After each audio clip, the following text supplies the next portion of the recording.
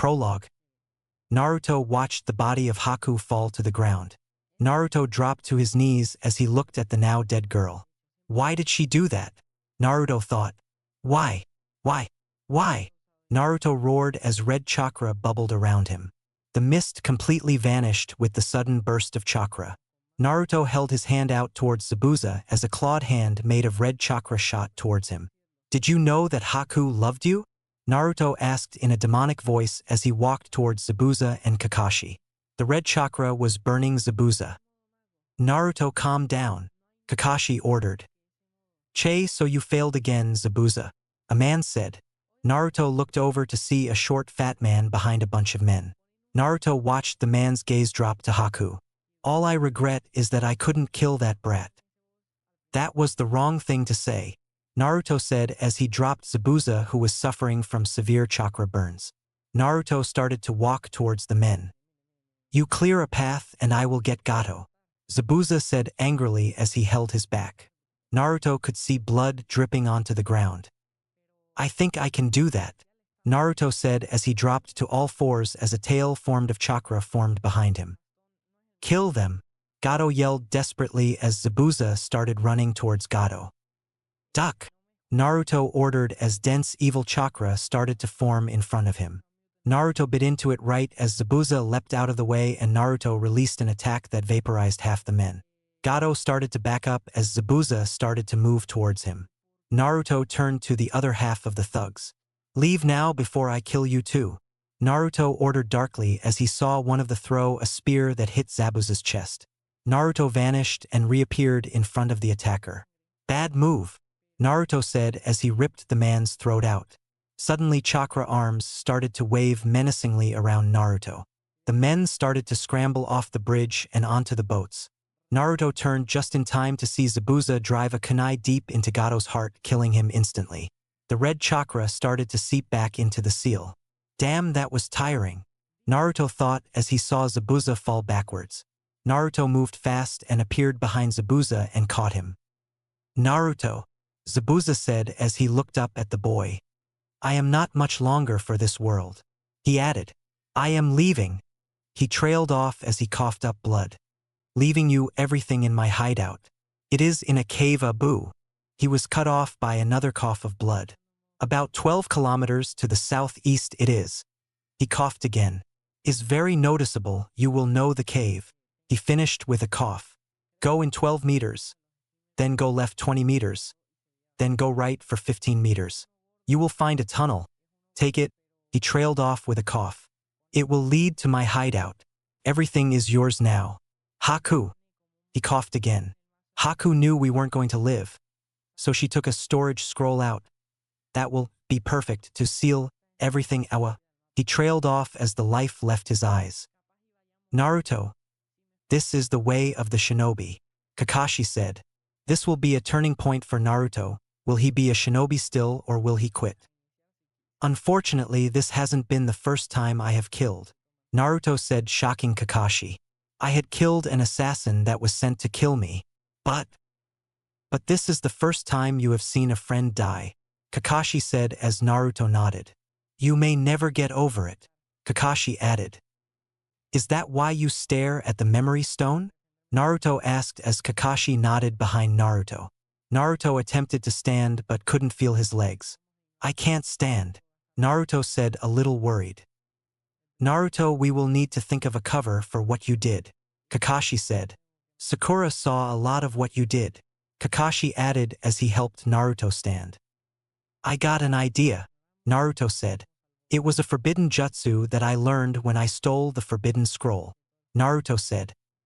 Good idea, Naruto, Kakashi said as he helped Naruto over to Sakura, Sasuke, and Tazuna. My skin feels like it is burning, Naruto said. That would be because that chakra literally burns human skin, Kakashi explained. But it also increases your regenerative powers exponentially, Kakashi added. Oh, Naruto said as they made it to Sakura, who was currently bandaging Sasuke. Kakashi laid Naruto next to Sasuke. Naruto, what was that out there? Sakura asked. A forbidden jutsu I learned from the forbidden scroll when I was tricked into stealing it, Naruto lied smoothly. Kakashi explained more about it to me while we walked over. What turns my chakra red is actually my blood. It mixes with the chakra, giving off that red hue. It increases my regenerative powers a lot, healing me faster than I was getting hurt. Naruto explained. I am the only one able to use it because of my natural regenerative powers. Naruto added. And it uses an extreme amount of chakra. Kakashi added. He is suffering from severe chakra exhaustion that would cripple a normal shinobi for about 2 weeks. And with Naruto's natural healing powers, he should be fine in 2, maybe 3 days. Kakashi said. Why must you do insane things, Naruto? Sakura asked as she started to look at Naruto to find unblemished skin. She didn't get an answer and saw that Naruto was unconscious. The Black Death of Konoha. Chapter 1: The Cave Found. Naruto had spent 2 days laying in bed. He had attempted to get up after the first day, saying he was fine. But he was knocked out thanks to Sakura's fist. When he woke up, he found himself tied to the bed by chakra-infused wires. Today they were letting Naruto walk around as long as he promised not to train. Naruto had agreed and promised on his shinobi word not to train. Kakashi agreed and watched Naruto walk out of the house. He was still sore all over. Geez, it isn't like I always train, Naruto said out loud as he walked towards the bridge. Now let's see. Zabuza said that the cave was 12 kilometers from the bridge to the south. Naruto thought as he made it to the bridge. He saw Sakura watching over the bridge while Kakashi, Sasuke and himself were supposed to be resting. Okay, which way is southeast? Naruto thought as he looked at the sun. After a few seconds, Naruto figured out the general direction and made it way towards that direction. Sasuke will be out of commission for a while, Naruto thought as he rotated his sore shoulders. He spent an hour walking till he came to a cliff wall and found a giant cave entrance with a perfectly flat boulder outside of the entrance. That has to be it, Naruto thought as he walked to it. Okay, so 12 meters straight, Naruto thought as he started to take meter-long steps into the cave. Turn left, then go 20 meters, Naruto thought as he turned left and took 20 steps. Now right 15 meters, Naruto thought as he turned right and went the distance. He saw a dimly lit tunnel that could easily go unnoticed from the outside. Naruto stepped into the tunnel and walked for a few minutes before coming to a large cavern. He saw hundreds of bookcases filled with scrolls that he assumed were jutsu scrolls. Naruto walked over to the table in the middle of the room. He saw a letter next to a pile of scrolls. He picked up the letter. Dear Naruto, if you are reading this, then that means that my vision has come true and Zabuza and I are dead and he told you of the cave. All the bookcases except one hold scrolls on ninjutsu, taijutsu, kenjutsu, genjutsu, and fuinjutsu. The single bookcase that doesn't have jutsu scrolls in it holds scrolls on history and herbs. Along with the scrolls, you get to have the barrels of kunai and shuriken that are in the corner. On one of the walls holds a katana neither Zabuza nor I could wield. I remember hearing Zabuza saying something about only an Uzumaki can wield the blade. Maybe you should try and wield it. Oh, and you can have all my healing salves and toxins. They are clearly labeled on which are which. Do not mix them up. That should be about it. Love, Haku. P.S. I am a girl. P.S. There is something at the entrance to this room that will help you hold all the scrolls. Naruto read the letter as he looked around at the walls to see a black-bladed katana with a dark indigo sheath in a glass case hanging on the wall.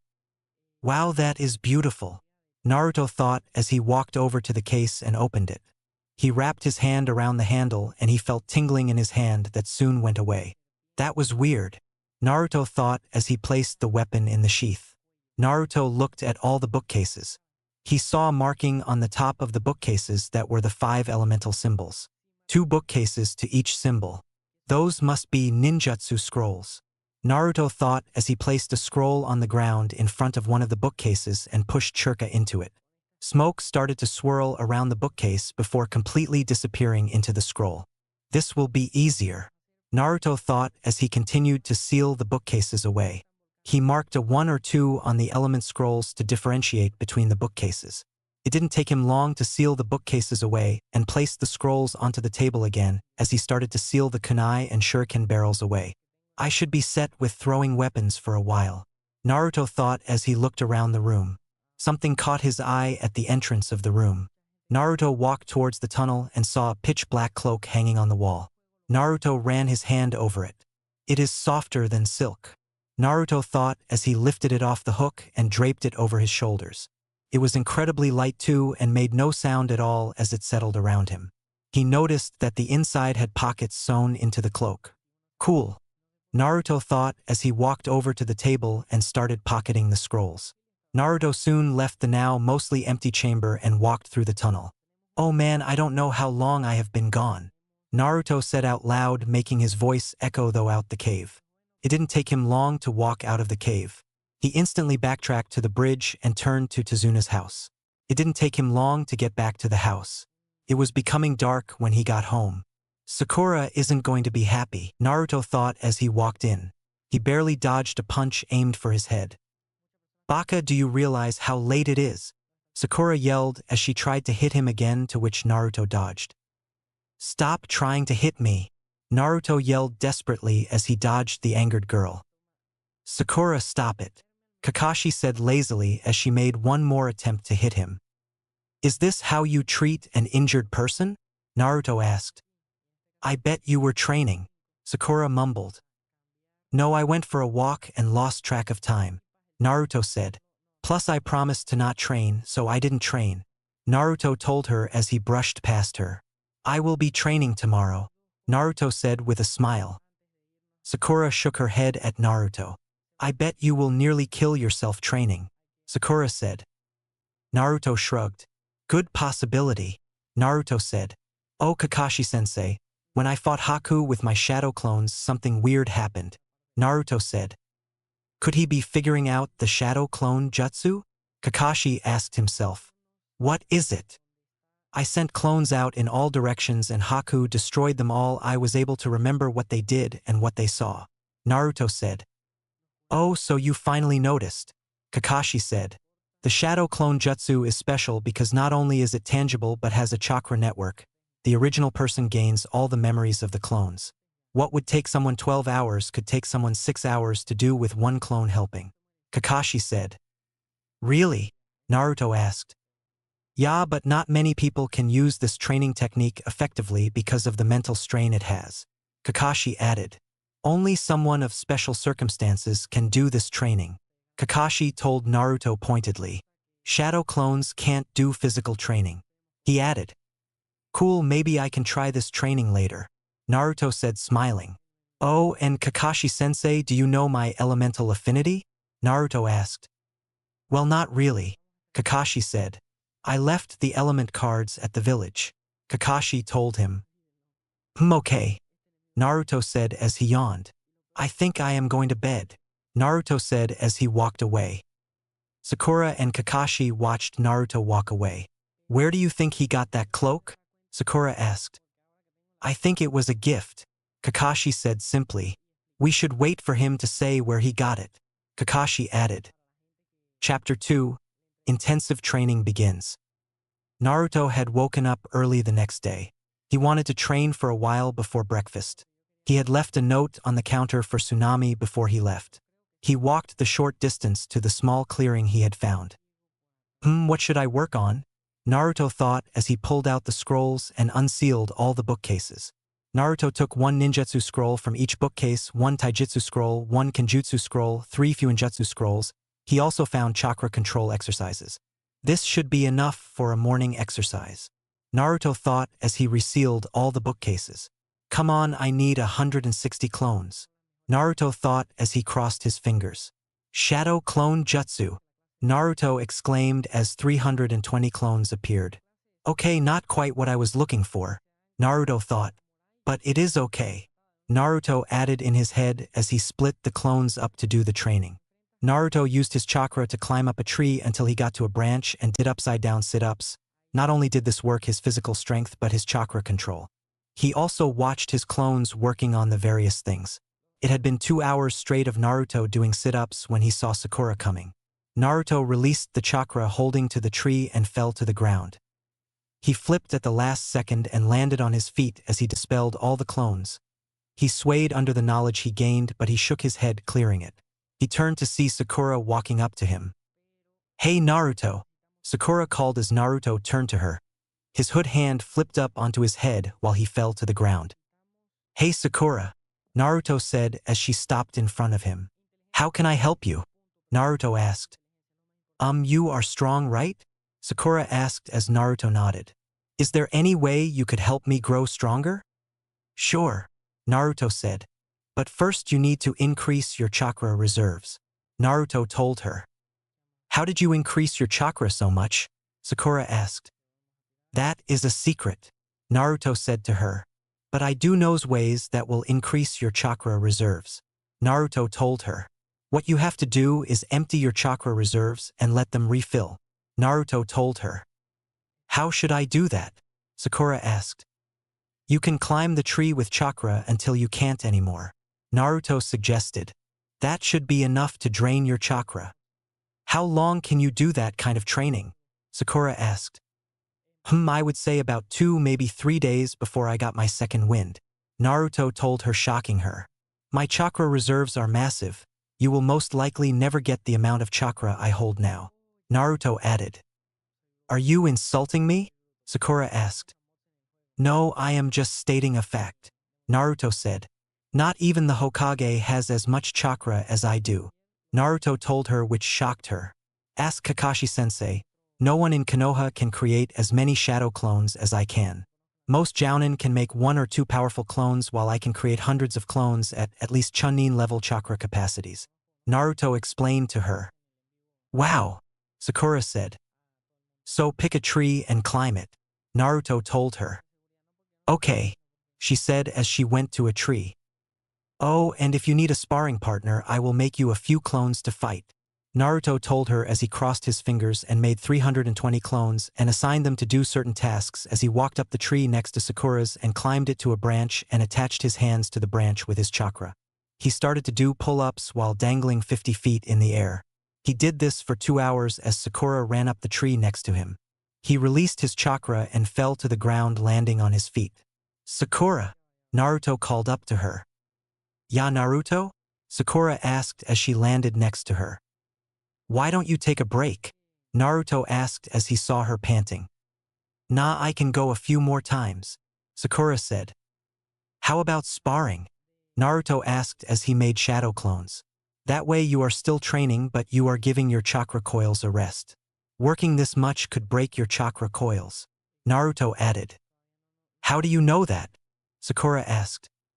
I have had cracks in my chakra coils, Naruto told her. It hurt like hell, Naruto added.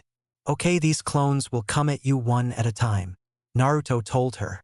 But just to warn you, they may disengage and another will attack from a different direction. I will be going for a run, Naruto told her simply as he started to run. He spent another hour running around when he saw a building in the middle of the forest.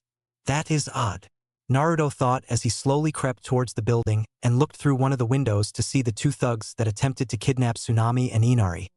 Around them were 20 other thugs. Once those Konoha shinobi leave, we will run over the village again, one of the thugs said. Yeah, and without that weird shinobi that killed half of us without blinking an eye, it will be easy, another said. Naruto slowly started to back up, not looking where he was going, and backed right up into a person. What are you do? His sentence was cut off as Naruto slashed out, slicing through his throat with his katana. He fell to the ground, clutching his neck. Shit, Naruto thought as he made a clone before he dragged the dead man away. The clone had hinged himself into the dead man. Naruto concealed the man in a hole before leaping away. Naruto appeared next to Sakura before dispelling the clones in a large puff of smoke. Sakura, come with me, Naruto said as he processed all the information. He instantly turned and leapt away towards Tezuna's house. What is it, Naruto? Sakura asked. Some thugs stayed back, Naruto told her as they leapt from branch to branch. I left a clone to act as a guard I took out, Naruto told her. Once we have a plan, I will dispel the clone so I know the routines of the people, Naruto told her as they landed in front of the house. Naruto walked in and walked towards Kakashi. Naruto, what is wrong?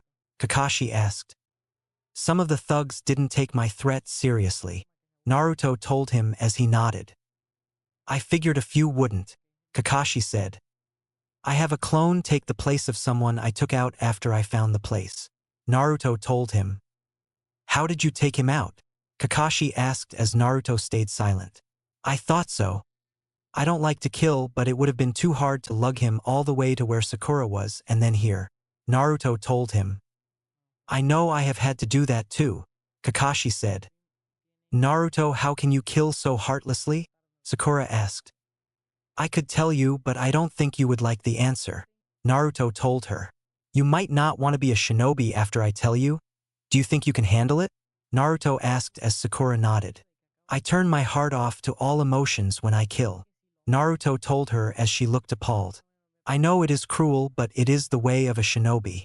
Kakashi-sensei does it too. Naruto told Sakura as Kakashi nodded. The only thing that separates shinobi from murders is the fact that we do things for the greater good of the village. Naruto added.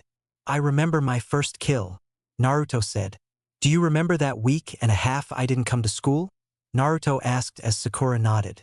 I had killed someone who tried to kill me. You were 9, Sakura exclaimed.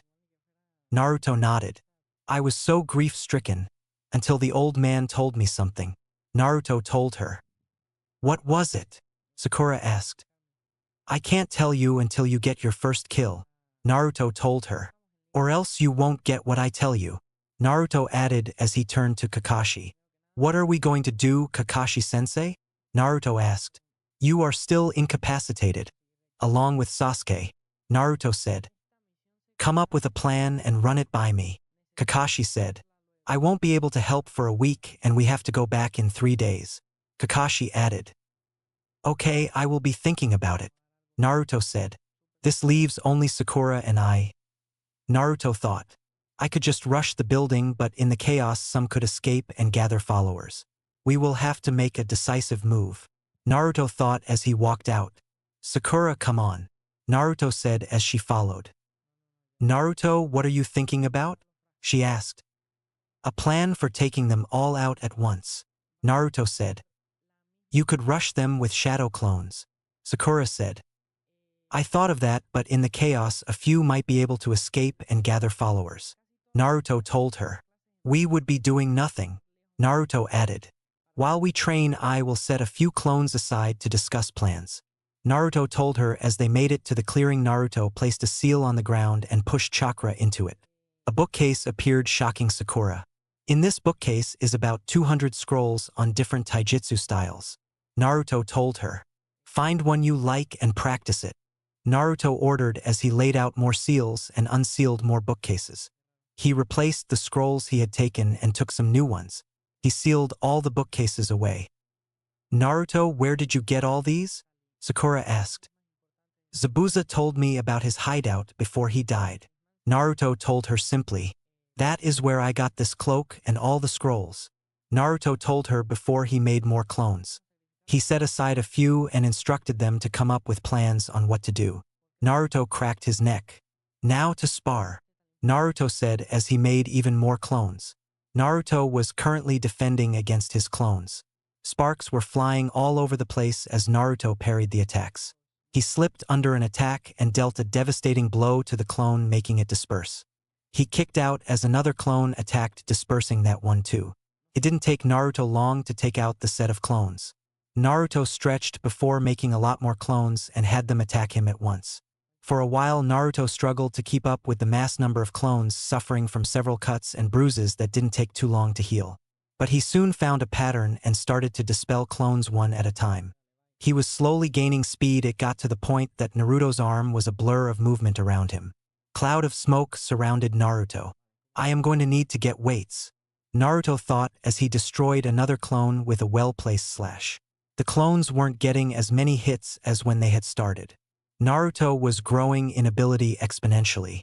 With every clone he beats, fewer times he gets hit. By the time he finished the last clone, none of them could hit him. Naruto was drenched in sweat, so he took his cloak and coat off to reveal a metal mesh shirt under it. Sakura had stopped practicing the taijutsu she was learning and turned to gawk at Naruto. She could see his muscles flex under the shirt. Even inner Sakura was speechless. When the hell did Naruto get muscles like that?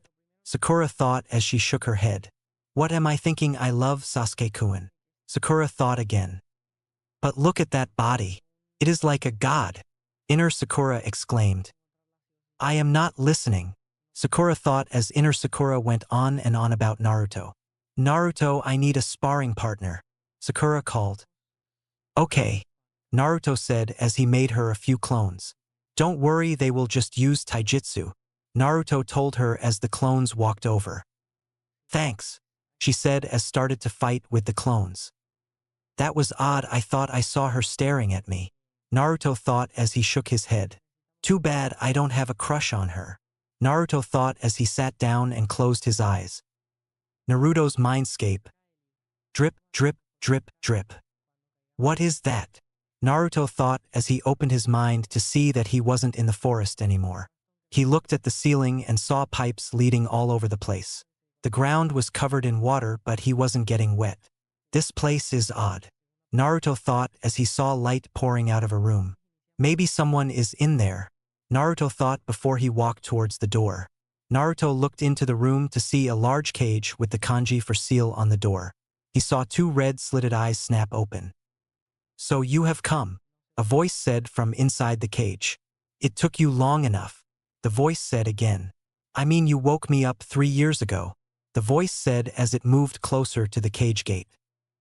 What are you? Naruto asked as he saw tails weaving behind the creature. Why, I am the so feared 9-tailed demon fox Kyuubi no Kitsune, Kyuubi told Naruto. Do not fret, human, I am not a demon that they have said. None of the tailed beasts are. We are what the people of your world call summons. The 9 most powerful ones. I am the queen. If you aren't a demon, then why did you attack Konoha? Naruto asked with narrowed eyes. I attacked because I was forced to, Kyuubi told him. Both times, she added as Naruto looked confused. The first time I attacked, I was forced to in the battle between Madara Uchiha and Hashirama Senju, your Shodame Hokage. Madara Uchiha used his Manjikyu Sharingan to control me. But Hashirama Senju's would release jutsus were able to weaken me enough for his wife Mito Senju to seal me into herself, making her the first Jinchuriki of myself. Herself and I were friends. But then she was dying and the humans feared that I would attack again, so they pulled my soul out of her and sealed me into Kushina Uzumaki, my second Jinchuriki. She found love and had a son. That son became my third and hopefully last Jinchuriki. You know my parents? Naruto asked. Yes, I do, they were great people, Kyuubi told him. Kushina died a while after I was forced out of her by Madara Uchiha. Then I was forced to attack Konoha, but Minato Namikaze was able to seal me into you, canceling the control Madara had over me, Kyuubi explained. Now I am back to my cheery self, Kyuubi added. Why aren't you mad about being sealed? Naruto asked. Because once I was sealed into Mito Senju, I knew that I was destined to die eventually, Kyuubi told Naruto. Every time I am unsealed and resealed, a little part of me is left behind in the previous Jinchuriki. Eventually nothing would be left of me but pure chakra, Kyuubi explained. My mind would be erased and nothing would be left but a mindless beast. Wow, Naruto said. Well, I guess chances are you won't be unsealed, Naruto said. I hope so, but you will never know, Kyuubi told him. The best that I could do is prepare you for what is to come, she added. First of all is that you need to place this seal onto your cloak, Kyuubi said as a seal formed on the water in front of Naruto.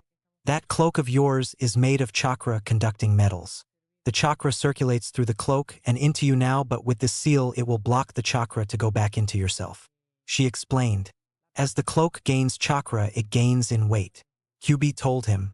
Now you should go back, your teammate just finished the last clone, Kyuubi told him before pushing him out of his subconscious with a surge of her power. Real world. Naruto cracked open an eye right as Sakura beat the last clone.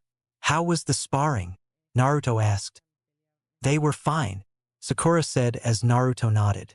I thought you had fallen asleep, Sakura said. I didn't, I was just meditating, Naruto told her. How long have I been out for? Naruto asked. Nearly 3 hours, Sakura said. Okay, Naruto said as he dispersed all the clones. He noticed that every time he did this type of training, the strain on his mind was getting less and less. Seems the clones had come up with a plan, Naruto said. Then played rock, paper, scissors for 3.5 hours. Then added in his head. Oh, that is good, what is it? Sakura asked as Naruto explained it to her. Wow, that is amazing, Naruto. Sakura complimented. Thank you, Naruto said smiling. Come on, let's get back, it is almost time for lunch. Naruto said smiling at her. Plus you look like you are about to drop from exhaustion, he added with a smile. Gee, sorry, I don't have your unlimited energy, Sakura said sarcastically. Chapter 3. Plan placed into action. Naruto and Sakura had trained for 2 days straight, gaining strength. Naruto had added that seal onto his cloak as Kyuubi suggested, and the cloak did gain in weight as he pushed more chakra into it. This helped him gain speed and strength in his attacks. Sakura had excelled in her chakra reserve growth, and taijutsu she had picked out that used chakra-infused punches and kicks. Naruto now mastered 2 taijutsu styles, 3 kenjutsu styles, 30 ninjutsu, 20 seals, and several chakra control exercises. Sakura, tonight we will have to strike, Naruto told her. We leave tomorrow and they still haven't figured out that my clone took that guy's place, Naruto added. Okay, Naruto, Sakura said as it started to get dark. Come on, follow me, Naruto said as he pulled his cloak on and took all the chakra out of it.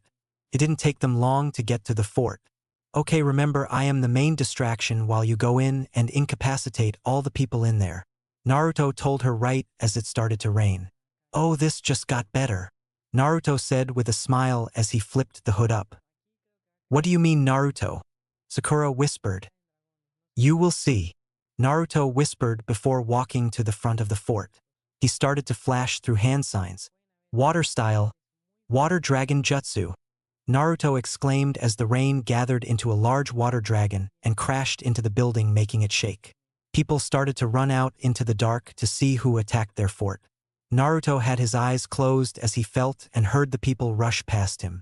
Naruto waited till he felt the last one path to open his eyes. Naruto turned. Who attacked us? Several asked. I did, Naruto said as they all turned to see 2 cerulean blue eyes staring at them. Who are you? One of the thugs demanded as they went to draw the blade, but was stopped as Naruto slashed him across the chest, making him fall. To you, you can call me Death, Naruto said in an ominous voice as he closed his eyes, making him vanish completely. Naruto started to step around the thugs, leaving shallow but damaging hits on them. None were fatal, but they hurt like hell. Soon all but the 2 leaders were laying on the crying in pain. Do you think you 2 can last against me? Naruto whispered into one of their ears and he moved before they reacted. What is this person? One of them exclaimed. Like I said, I am death to you, Naruto whispered into the other's ear before stabbing his katana into the man's thigh, making him scream in pain. Naruto quickly retracted it and stabbed the other in the arm. Looks like you 2 aren't that impressive, Naruto said as he appeared behind them as a cut on their chests and back appeared, spewing blood everywhere. Naruto sheathed his katana as a man went flying out the window and landed in the mud. Naruto looked to see a fuming Sakura. Naruto knelt next to the semi-conscious man. Did you say or do something perverted? Naruto asked as the man groaned in pain. Did she kick you where the sun doesn't shine? Naruto asked again as the man groaned in pain louder. Naruto unsheathed his katana and knocked the man out with the butt of the hilt. Never do something perverted to a kunoichi. Naruto thought back to all the times he did the sexy jutsu in front of Sakura and was punched through a wall. He looked down at the man. I should consider myself lucky I am a friend, Naruto thought as he shook his head. He walked towards the fort and waited. A man went to run out but was cut down by Naruto's katana. He did this 3 more times before Sakura walked down the stairs dragging 2 men. Not many stayed in here, Sakura said as she dumped the 2 unconscious men onto the pile Naruto had taken out. How many did you beat? Sakura asked. I took out 21 men outside and these 3 in here, Naruto told her. He pulled some ninja wire out and started to tie the men up. Well, this isn't good, Naruto said.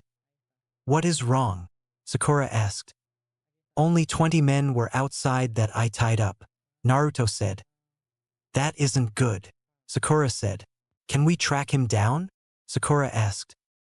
Not in the slightest, Naruto told her. This rain is coming down too hard, the tracks would be erased within a few seconds. Naruto explained as Naruto made clones to take the thugs away to the jail in the village. Oh, do you think they will be back? Sakura asked. No, I think they thought I was an apparition, Naruto told her.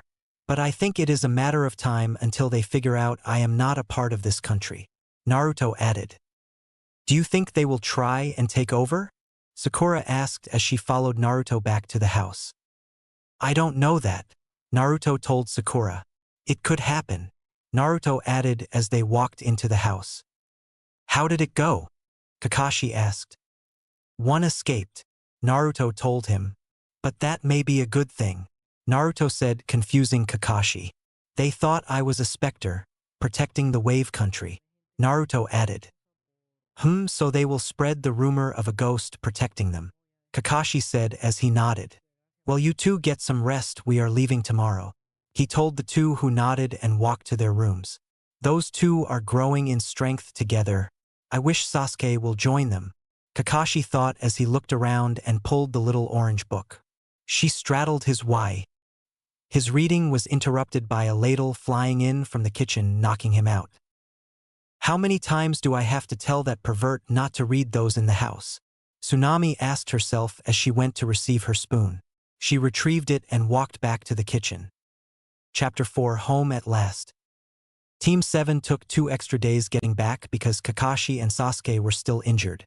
Sakura barely fawned over Sasuke on the way back. She mostly joked around with Naruto. Naruto was actually getting more and more quiet as they walked towards Konoha. He was now always wearing the hood on the way back. The most they saw of Naruto was his blue eyes in certain lights and the faint shadow of his jaw. At night, he would blend in completely with the darkness and covered his presence so much that not even Kakashi could sense him. Sakura and Sasuke were wondering what is happening to the loudmouth they were teamed with had got to. The last stretch of the journey back, Sakura and Sasuke spent talking about Naruto, who was walking a few yards up ahead with Kakashi, who was reading his book. Sasuke, what is happening to Naruto? Sakura whispered to Sasuke. I don't know, Sasuke. Sasuke replied. It could be that when he killed all those people it affected him. I doubt that, Sakura said. He has killed before, she added, shocking Sasuke. I think it was the shock of seeing someone close to him die up close, she said as they walked. She looked at their now mostly silent teammate. His cloak flapped in the wind, showing new black ninja pants. That could be it, Sasuke said. But he only knew Haku for a day though, Sasuke added. That may be true, but there is something about Naruto that allows him to make friends really easily, Sakura said. It could take an hour and Naruto could be friends with someone who gives him a chance, she added. Why the hell isn't he paying attention to us? Inner Sakura yelled angrily. Sakura had to admit she missed his attention. With Naruto and Kakashi. They're talking about me again, Naruto said simply. That is because you are changing, Naruto, Kakashi said. You are not being loud anymore, Kakashi added. Well, if I am always loud I will be killed, Naruto said simply. That is true, Kakashi said as he resumed reading his book. A silence hung in the air for the last 2 hours of the trip. Sasuke and Sakura were staring at Naruto while Kakashi read his book and Naruto was studying a new seal. What is that? Kakashi asked. It is a new storage seal that I already know, Naruto said. I want to see if I can make some changes to it to make it more effective, Naruto told him. So far I really can't think of a change, Naruto added as he continued to stare at a certain point on the seal. How can you see while looking at that seal so intently? Kakashi asked. Naruto pointed to a flock of birds in the sky. He saw one of the birds vanish in a burst of smoke. Shadow clones hinged into birds, Naruto told him as he continued to look at the scroll. I gain the memory of one clone every 5 minutes, Naruto explained to Kakashi without looking up from the scroll. Where did you get all those scrolls you were always reading? Kakashi asked. Zabuza gave them to me, Naruto said simply. Once we are home I am going to organize the scrolls by difficulty, Naruto added as his eyes widened. If I move this marking towards the left a little while twisting this one to the right and making this one straight, it will become 20% more efficient. Naruto said out loud. Kakashi looked at the sealing scroll and his eyes widened. That is a very advanced storage seal. Kakashi thought as he recovered quickly and covered his shock. Okay, time to work on the next seal, Naruto said as he pocketed the storage seal and pulled out an elemental seal. Naruto unrolled it and stared at it. This scroll is used but placing it on the handle of a kunai and channel chakra into it. I have 5 seconds to throw it before it ignites. Naruto thought, if I can increase the intensity of the flame and the duration, that would be perfect. Naruto thought as he looked at the seal. Now what are you working on? Kakashi asked. An elemental seal that you place on a kunai, Naruto told him. It ignites after 5 seconds. Naruto added, I am attempting to increase the intensity of the flame and the duration, like having it make its own oxygen to have a constant burn until the chakra runs out. Naruto explained, I also want to find a way to increase or decrease the time it takes to activate it. Naruto told him. Was all Kakashi said as he read his book. Naruto is becoming incredibly strong and fast, Kakashi thought as the four could see the gate in the distance. Okay, everyone, we will report in with the Hokage, then Sasuke, and I will go to the hospital to get checked out, Kakashi said as everyone nodded. Sakura. Naruto, you two might get another jounin to do missions with until I am at my fullest, Kakashi told them. Okay, Naruto said as Sakura nodded. Let's go everyone, we don't want to be late, Kakashi added. You do realize technically we were supposed to be done with this mission a week ago? Naruto asked as Kakashi's sweat dropped. Things change, Kakashi said simply as they walked through the gates. Naruto was flanking behind Kakashi on his left as Sakura and Sasuke took the right. People were staring at the newly returned team, they were staring more at the cloaked figure. Few would see a lock of bright blonde hair. Must you wear the hood up in the village? Kakashi asked serious. Naruto stayed silent for a while. Yup, Naruto said simply. Do you have to wear that mask over your mouth all the time? Naruto asked. Yup, Kakashi replied. Plus this cloak is awesome, check this out, Naruto said as the team stopped. Naruto backed into some shadow, making his eyes the only thing visible. Now you see me, he said before closing his eyes.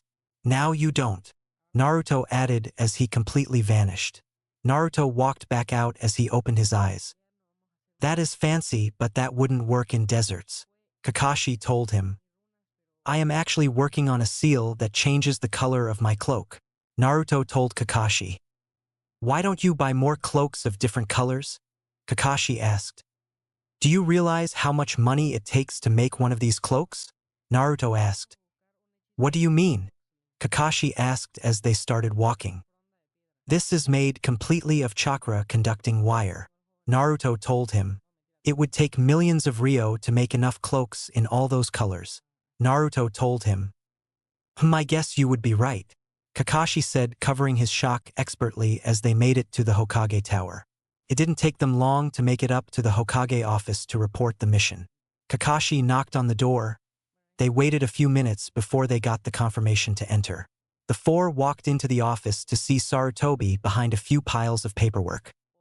Welcome back, Team 7, Sarutobi said. How was the mission? He asked. It was a success, Kakashi said. Zabuza and his accomplice are dead, Kakashi told him sadly.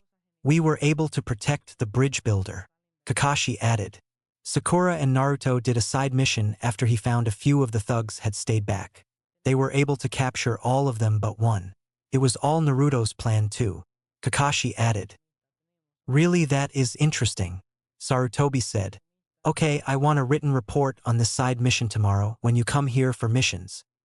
Hokage-sama, Sasuke and I are incapable of doing missions, Kakashi told Sarutobi. Sakura and Naruto should be able to do simple missions with the help of a substitute jounin sensei, Kakashi added. I will think about it, Sarutobi said.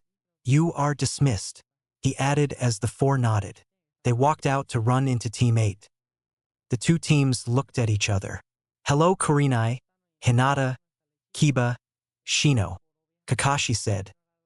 Hello Kakashi, Sakura, Sasuke, who are you? Kurenai asked as she attempted to look into the cowl of the cloak, but only saw two piercing blue eyes looking at her. Ah, and Naruto, she said smiling. So what happened to you guys? We haven't seen Team 7 on the mission roster for D-ranked missions for almost 3 weeks? Kurenai asked. That is because we went on a C-ranked mission turned A-ranked. Kakashi said. We ran into Zabuza Momoichi, the S-ranked missing Nin. Kakashi told her. What? Kiba yelled. Yup, and Naruto and Sakura here did a C-ranked mission on the side of getting rid of a few thugs that threatened the town we were staying at. Kakashi said. Oh, Naruto-kun is so strong.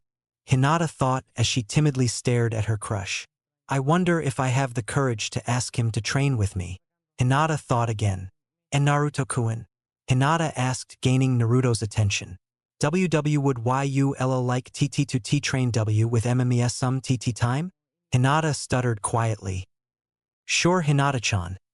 Anytime you want you can train with me, Naruto told the blushing girl. Maybe if she spends time with me, she will come out of her shell. Naruto thought as he smiled at the girl, making her blush harder. Sorry, Hinata, I have to go, Naruto said, now realizing that his team had left him behind. Okay, and Naruto-kun, Hinata called after her crush. Her heart was beating erratically. Hinata-chan, nice to see you found the courage to spend some alone time with Naruto, Kurenai said as Hinata slumped to the floor. Kiba was laughing. Kiba, who was that girl I saw you flirting with? Kurenai asked as Kiba stopped laughing instantly. No one, he said quickly as Shino raised his eyebrow. Don't raise your eyebrow at me like that, Kiba said to his male teammate. Kurenai lifted Hinata up and walked into Sarutobi's office. With Naruto. So Naruto, what did Hinata-chan want? Sakura asked. She just wanted to ask if I wanted to train with her, Naruto told Sakura as they walked together. Oh, so you made a date with her? Sakura asked as Naruto blushed. No, it is training, Naruto said. Is anyone else invited? Sakura asked. It is up to Hinata-chan, Naruto said. I bet she wouldn't want another person to come, Sakura thought. We should tell Ino Pig, Inner Sakura yelled. Hey Naruto, I have to go, Sakura said. To tell Ino that Hinata-chan and I will be training? Naruto asked as Sakura stopped dead. No, of course not. No, I wouldn't do that, Sakura babbled. Right? Naruto said. Ask Ino if she can get me some lavender seeds, Naruto said before walking away. Sakura. Am I that predictable? Sakura thought as she walked towards Ino's family flower shop. She walked into the store to see Ino behind the counter. Oh, hey Sakura, Ino said. What can I help you with? She asked. Oh, hey Ino, Sakura said. Where have you been? Ino asked. Oh, we just got back from a C-ranked mission turned A-ranked, Sakura said. We had to fight versus a really powerful shinobi and Zabuza Momoichi, the demon of the mist, Sakura said. Naruto has been growing in strength, she added. Not as strong as Sasuke-kun, Ino said. To tell you the truth, I don't know about that, Sakura said. I saw him kill over 30 guys without blinking an eye. He used a jutsu so powerful I could see chakra around him. He then launched an attack that vaporized them. He could also manipulate the chakra with beyond expert control, Sakura told Ino. He launched a chakra arm at Zabuza and captured him and pierced his back with one of the hand's claws. It was really scary, Sakura said as she shivered remembering what happened. The chakra felt evil, Sakura finished as Ino stared at Sakura. Where would he learn that type of jutsu? Ino asked. He said he learned it from the Forbidden Scroll Mizuki tricked Naruto into stealing, Sakura told Ino. Oh, and more pressing matters, I think Naruto might like Hinata-chan. No way, Ino exclaimed, completely forgetting about their previous conversation. Give me details. Well, Hinata-chan asked him to stay behind and they talked for a few minutes, Sakura told Ino. When he came back, I asked him what Hinata asked, and he told me she just wanted to know if they could train together. I then asked if anyone else could be invited, but he told me it was up to Hinata-chan. Sakura added, and I think he stopped crushing on me. Why do you think that? Ino asked. He stopped calling me Sakura-chan, Sakura told Ino. And he started to call Hinata Hinata-chan. Sakura added. No way. Ino squealed. Maybe with a little push they would become a couple. Ino thought out loud. I don't think you should meddle with Naruto, Sakura warned. Naruto has changed during the mission. She added. He might not take it nicely that you are meddling around. Like what could he do? Ino asked. I could scare the life out of you, Naruto said, appearing out the shadows, making both girls scream. I just came to remind Sakura that I need those lavender seeds, Naruto said before walking out. Ino had her hand clutched to her chest. Where the hell did he learn that? Ino asked. I don't know, but he can make himself so unnoticeable not even Kakashi-sensei could sense him, Sakura said as Inoichi walked out. You girls okay? Inoichi asked them. Yeah, Dad, we are fine. Naruto just scared us, she told him as he nodded and walked into the back. Sakura, where did he get that cloak? Ino asked. He got it from Zabuza, Sakura told Ino. Supposedly he told Naruto where his hideout was and Naruto went there 2 days after recovering from that jutsu. He came back wearing that cloak, she added, along with a lot of scrolls and who knows what else, Sakura told Ino. Do you think we could follow Naruto? Ino asked. And spy on them? Please don't spy on me, Naruto said as he walked into the store, scaring the girls again. I just came to tell Sakura that I got a lead on who our temporary sensei will be. Who is it? Sakura asked. Anko Mitarashi, Naruto said. Whatever you do, don't be late, Naruto said as he walked back out. I wonder what that was about, Ino asked. What is about? Inoichi asked, walking out. Oh, Naruto just told Sakura who their temporary sensei is, Ino said. Do you know Anko Mitarashi? She asked as Inoichi dropped the vase he was holding. She is eccentric, Inoichi said. I have seen training grounds, or what is left of them after her and Naruto have a casual spar. Inoichi told her. There is one thing she doesn't tolerate, and that is tardiness. I suggest getting to the training ground early, Inoichi told her as he cleaned up the mess he made. I think I need to go, Sakura said, a little nervous as she left. That was mean, father, Ino scolded. I wasn't lying, Inoichi said seriously. There is a reason she is in the Umbu interrogation unit, he told Ino simply. A reason I cannot tell, he added before leaving Ino. Chapter 5. Team Enko. Naruto appeared in the training grounds and instantly ducked under a fist. You will have to be faster than that, Anko-ne-chan, Naruto said. She could hear the smirk on his voice. You are too predictable, Naruto added. Oh yeah, a voice asked behind him as he felt something pointy press into his back. Suddenly Naruto exploded in a puff of smoke and Anko felt a point in her back. Yeah, you are predictable, Naruto whispered into her ear as he sheathed the katana. You have gotten better, brat, Anko told him as she looked around before embracing him. Can't let people see you have a soft side? Naruto asked with a smirk. No one will ever know I have a soft side. Got it? She asked threateningly as Naruto shrugged. She suddenly tackled Naruto to the ground and had him in a headlock with her legs. Say, uncle. Never. Naruto panted out as Anko applied more pressure. She watched Naruto cross his finger. Shadao clone jutsu, Naruto struggled to say as Anko tried to make Naruto pass out. The clones put Anko to the headlock, attempting to pull her off the real Naruto. And this is how Sakura found the two. I am the... Letting go to say uncle. Anko struggled to get out. Ack! Naruto yelled as Anko applied more pressure on his neck. I will never say that, Naruto exclaimed. Say it, Anko exclaimed. Na, SCK.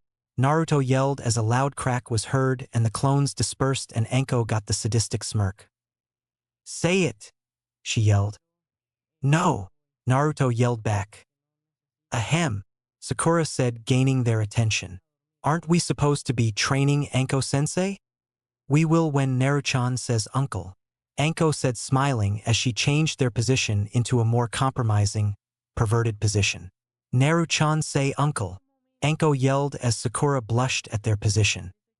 Don't call me that, Naruto gasped. And I will never say uncle, he added as he crossed his fingers. I will stop calling you Naruchan if you say Uncle Naruchan. Anko told him as she changed the position and locked his arms behind him, keeping him from using the shadow clone jutsu again. Say it, Naruchan. Fine, uncle, Naruto yelled as Anko put more pressure onto him. And, she exclaimed, and you are the most beautiful kunoichi alive, and men worship the ground you walk on, Naruto exclaimed as Anko released him. Crazy bitch, Naruto mumbled. What was that? Anko asked cheerfully. Nothing, Nei-chan, Naruto said. Okay, you two, we are going to do a little test, so I can see your abilities, Anko said, smiling sadistically. Each of you will spar with me, Anko said. Naru. I don't think that would be fair, Anko-ne-chan, Naruto said, interrupting her. First, if I were to fight you first, Sakura wouldn't have anyone to fight, Naruto told her matter-of-factly. What makes you so sure you will win? Anko asked with narrowed eyes. Who was put in the hospital the last time we spared? Naruto asked, narrowing his own eyes. The only reason you weren't in the hospital too is because you healed too damn fast, Anko exclaimed. Details, details, Naruto said simply. Fine, Sakura will come first, Anko said. Anko, please go easy on her, Naruto said. She doesn't heal as fast as I do. I will try not to break anything, Anko said. Try, Sakura asked weakly. Don't worry, Sakura, Naruto said, smiling at her. Anko is just messing with you, Naruto added. Maybe a little, Anko said sadistically, earning a very effective glare from Naruto. Okay, fine, I will be on the defensive. I won't hit her back, Anko said. See, she won't hit you, Naruto said. Hopefully, Naruto added in his head. Okay, Sakura said a little nervously. She got into the taijutsu stance she learned on the mission to wave. She charged at Anko. Naruto watched as Anko grabbed Sakura's wrist and threw her. Naruto slapped his forehead. I forgot about throws, Naruto thought as he saw Sakura hit the ground hard. Sakura struggled to stand. She charged again to be thrown again. This went on for a few more minutes before Anko stopped it. You are good, but you still need some help with aerial spins, Anko told Sakura. Now for the main event, she added as she turned to Naruto, who was stretching. Just to warn you, I am a lot better since the last time we fought, Naruto told Anko as they stood apart from each other. Prove it, Anko told him as the two dropped into taijutsu stances. Sakura watched as the two vanished and shockwaves were being created. The two appeared and Naruto's and Anko's arms were a blur of movement. Do you think that cloak will protect you? Anko asked as she went to deal a high kick, but Naruto had already crouched and started spinning on one foot with the other foot straight out to sweep her feet out from under her. Anko leapt up into the air, but she saw Naruto's center of gravity change and his foot launched out and connected with Anko's forearms that were blocking her chest. Damn, he has gotten better, Anko thought as she went on the defensive. Naruto's attacks were relentless. When did he get so strong? Did he train with that freak guy? Anko thought as she dodged an attack and grabbed Naruto's arm to throw him, but Naruto smirked and changed his footing and spun Anko around to throw her. Come on, Anko-ne-chan, you know how to stop this, Naruto said. I will never SK, she yelled as Naruto released his hold and Anko flew through the air. She spun in the air and landed on her feet. She noticed that Naruto wasn't in front of her. I guess it is time for my finishing move, Naruto whispered into her ear, and Naruto kicked her into the air. Her back was arched as she flew up. Naruto leapt up again and dealt another kick to her, making her go higher. Naruto landed on his feet and leapt up again once Anko hit the peak of her ascent. This is going to hurt, he kicked me higher than any other time he has done this move on me, Anko thought as she felt Naruto's arm hook hers. She winced when they started to spin. She knew what was coming next, but she didn't feel the ground hit her. Did you honestly think I would use that move on you when I do 2 kicks? Naruto asked. That would have killed or crippled you, Naruto said with a smirk as he set the woman on her feet. I think I won that one, Naruto said. Okay. Now that I have gotten a grasp on your skill level, we will do a few missions. She told them. Okay, sensei, Sakura said as Naruto nodded. Why can't you be more respectful like her Naruto? Enko asked as Naruto shrugged. Fine, come on you too, she ordered as the three leapt away towards the Hokage Tower. We will be getting a mission and no complaining. Why are you two looking at me? Naruto exclaimed. No reason. They chimed in unison as they went to the Hokage Tower. It didn't take the three long to get to the Hokage Tower. They were standing in front of the Hokage. Okay, you three, I have a mission for you three to take care of bandit group towards the south that is terrorizing a small village. There is a chance of Chunin ranked missing Nins. Sarutobi told them. The chances are it is a high-level C-ranked mission or a low to medium B-ranked. We will determine the ranking when you get back. He ordered. Team Enko go! He ordered as the three leapt out the window. Who needs to get their items? Enko asked. I do, Sakura said as Naruto shook his head no. Okay, meet us at the front gate in 5 minutes. She ordered as Sakura nodded and leapt towards her house. Naruto, why don't you need anything? She asked as Naruto pulled a scroll out. Storage seal? She asked as Naruto nodded before replacing it into his cloak. He pulled another scroll out and leaned against the gate while studying it. What is that? An ancient ninjutsu that was outlawed, Naruto told her. Why are you studying it? She asked. It might come in handy later. It is something that only I can do, Naruto told Enko as his eye shifted down to his stomach. Ah, okay, Enko said. What does it do? Enko asked. A resurrection jutsu, Naruto told her. At the sacrifice of 100 years of my life, I can resurrect one person completely, even with their own body and soul. But they will only live for about 30 years from the time I resurrect them, Naruto explained. How many times can you use it? Enko asked. Probably once, Enko thought. 7 or 8 times, Naruto said, shocking her. I am trying to find a way to decrease the amount of years it takes from my life and increase the years of the person I am resurrecting. If the person I am resurrecting body is still fresh, I can bring them back easily without much life taken off for me, Naruto explained. It takes more of my life force to recreate an entire body and place the soul into it rather than just placing a soul into the body, Naruto explained as Sakura walked up to them with her bag slung over her shoulder. Naruto replaced the scroll into his cloak and turned to the gate. Okay, you two, let's get this mission done. I have an appointment later, Enko said. In other words, she means she is going to stalk Iruka-sensei again, Naruto told Sakura. It isn't stalking, Enko exclaimed. Oh yeah, she calls it protective surveillance, Naruto said with a smirk. I have no idea what you are talking about, Enko denied as they leapt away. Oh, then you wouldn't mind him talking to other women, Naruto said as he saw her tense up. Nope, she struggled out. Why would I like him? She asked through gritted teeth. I guess that whole tripping and falling into his lap was an accident, Naruto said. That was an accident, Enko exclaimed. Right? Naruto trailed off as Sakura stifled a giggle. HPHM, she grunted. Naruto, think of plans on all possible scenarios, Enko ordered as Naruto nodded and crossed his fingers and created 20 clones. The clones instantly stopped and started to converse. Finally figured out the shadow clone jutsu's usefulness? Enko asked as Naruto nodded. A silence came over the group.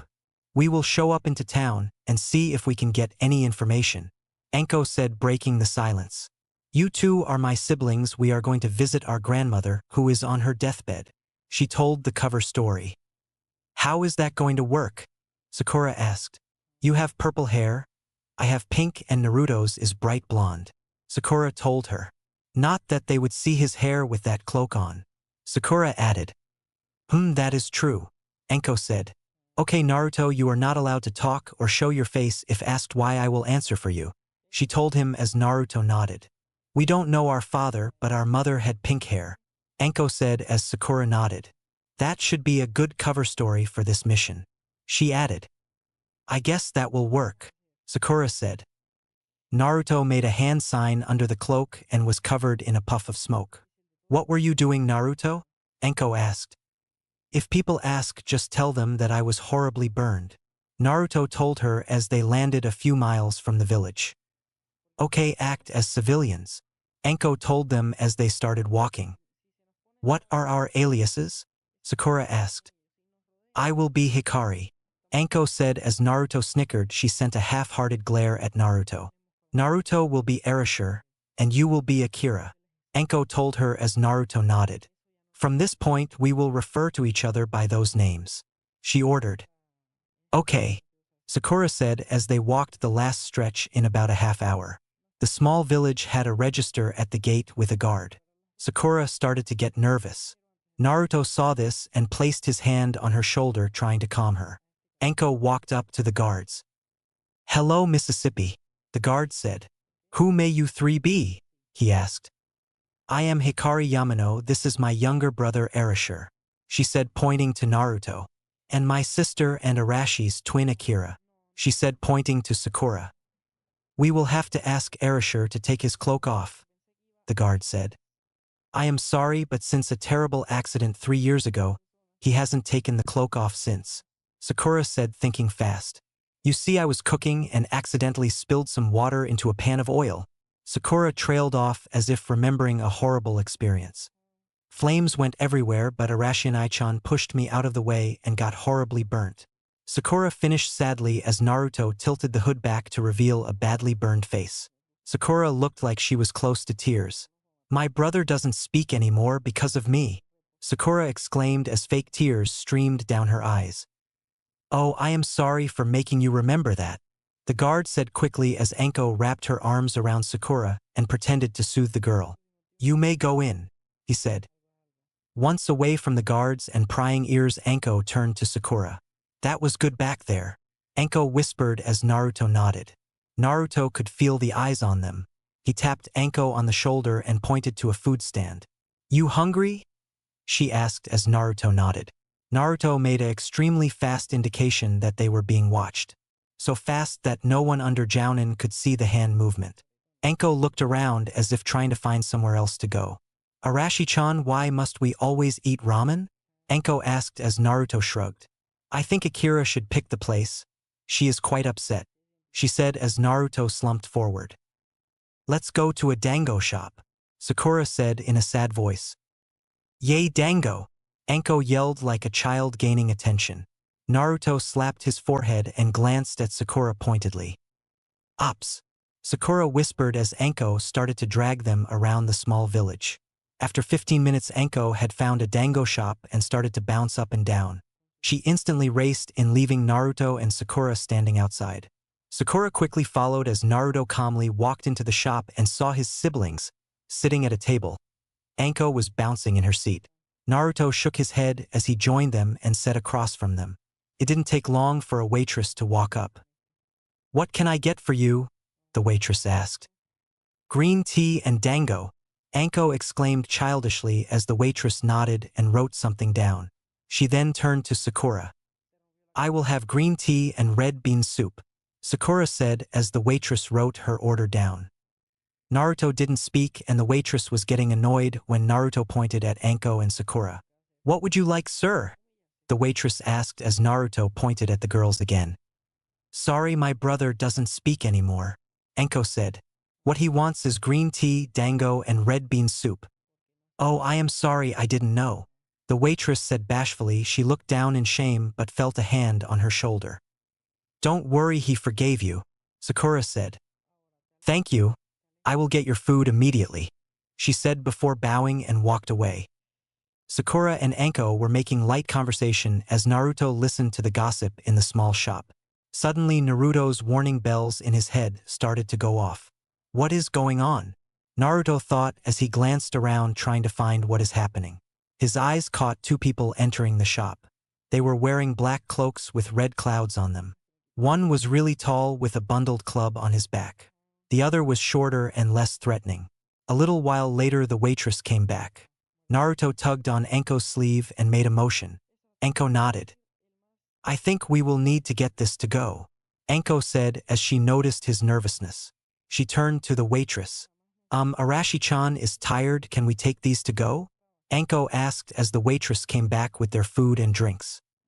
For my actions earlier, this is on the house. The waitress said as Anko smiled and took the bag and the three left.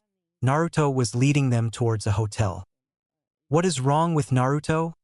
The two thought as they watched him. They found a hotel and Naruto walked up the receptionist. Just 3? She asked as Naruto nodded. 2 rooms? She asked as Naruto shook his head. Okay, we have 1 room with 2 beds and a couch left. She told him as he nodded and placed some money on the counter, and she gave him a key. Room 24 on the 2nd floor. She told him as he walked away with Anko and Sakura close behind. Sakura was getting nervous about his nervousness. They made it to the room and Naruto unlocked the door and let the girls in the door before following after looking around. He closed it and placed a seal over the handle before throwing another one on the floor. It is safe to talk, Naruto said as he looked out the window. Naruto, what is wrong? Anko demanded. I don't know, but did you see those 2 guys in black cloaks with red clouds on it? Naruto asked as Anko and Sakura nodded. I sensed something dangerous about them. I don't know what, but it was intense. Naruto told them before moving away from the window quickly. My instincts were going off bad, Naruto added. And you made us leave for that? Anko asked a little pissed. Yes, Naruto told her. The tall one had a lot more chakra than you. Almost 3 or 4 times more, Naruto added. The smaller one had a bit less chakra, Naruto told her. But still had more chakra than you, he said as he looked out the window again. I didn't feel safe around them, Naruto told them. I think we should stay away from them, Naruto added. Naruto, how sure are you? Anko asked. About 90% sure, Naruto told her. Okay, we will give them 3 days to leave, and if they don't we will search the countryside for the bandits, Anko said as the two nodded and Naruto pulled the seals off and pocketed them. Anko and Sakura started to eat the food. Naruto had stayed near the window and continued to look out the window. Arashi-chan, you should eat, Sakura told Naruto as he nodded and grabbed his food and ate with them. Unknown to the two, Naruto had slipped into his mindscape. Naruto's mindscape. Naruto opened his eyes to see fields and forests. I am so glad I found that scroll on how to change your mindscape, Naruto thought as he saw a beautiful woman with long orange-reddish hair, 2 orange fluffy fox ears and 9 bushy tails sitting against a tree. Naruto noticed her nose twitch as he drew closer. Hello, Naruto-kun, she said. Hey, Kyubi-chan, Naruto said. What is with those 2 men? Naruto asked.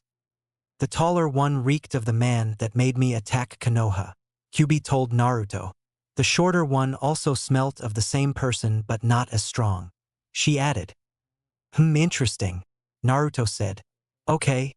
I should get back before they get suspicious, Naruto added. Okay, Naruto-kun, Kyubi said as Naruto vanished. Naruto is becoming strong, Kyubi thought. Real world. Naruto came back to reality to hear Anko and Sakura talking about something. I think Naruto is hotter than Sasuke, Anko said bluntly. I do have to admit Naruto is above average, but Sasuke is hotter than him, Sakura said. No, Naruto, Anko exclaimed. Sasuke, Sakura exclaimed back. Naruto, Anko exclaimed as Naruto smacked his forehead, gaining their attention. Oh, you are back, Anko said smiling. 15 minutes ago. Anko noticed Naruto's faraway look. So Akira, who do you think the top 5 hottest men in Konoha are? Anko asked. That is a tough one, Sakura said. Why don't you tell me who you think it is? Number 1 is Iruka, then Kakashi, Asuma, Naruto, and then Izumo, Anko said flatly. Kakashi? Sakura asked. No one has ever seen his face. It is the mystery that makes him hotter, Anko said bluntly. So who do you think it is?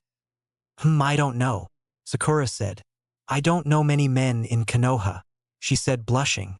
Just the rookie 9, she added. Okay, name the 5 hottest of them, Anko told her. Okay. Sasuke, Naruto, Shikamaru, Kiba, then Shino, Sakura said. Naruto came back to reality to hear Anko and Sakura talking about something. I think Naruto is hotter than Sasuke, Anko said bluntly. I do have to admit Naruto is above average, but Sasuke is hotter than him, Sakura said. No, Naruto, Anko exclaimed. Sasuke, Sakura exclaimed back. Naruto, Anko exclaimed as Naruto smacked his forehead, gaining their attention. Oh, you are back, Anko said smiling. Naruto grabbed a piece of paper. What were you talking about? Naruto wrote on the paper. Just who the top 5 hottest guys were, Anko said bluntly as Sakura blushed. Who do you think the top 5 hottest women are? Naruto started to write on the paper. Hinata, Anko and Kurenai tied for second. Sakura and Ino tied for fourth. Naruto held the paper up for them to read. Ha, he thinks I am hotter, Anko bragged. He also thinks Hinata is hotter than you, Sakura stated. At least I am not in last place, Anko stated. But you aren't in first, Sakura said. Hey, you are right, Anko exclaimed as she turned her head to Naruto. Why are Kurenai and I tied for second? Because Hinata is prettier than the two of you, Naruto wrote on the paper. Why am I lumped with Ino Pig? Sakura asked. Both of you annoy me sometimes, Naruto wrote, but then scribbled it out, but Sakura saw what he wrote. Help me, Naruto wrote as Sakura dealt a chakra-infused punch to him. Luckily for Naruto, he had channeled his own chakra into the cloak to harden it. Be careful, we are trying to be discreet, Naruto wrote on the paper. He did a low-level fire jutsu to incinerate the paper. Arashi-chan is right, we need to be careful, she said as Naruto went to the window and his eyes widened. He instantly went to the door and placed an explosive seal onto it and upturned the beds.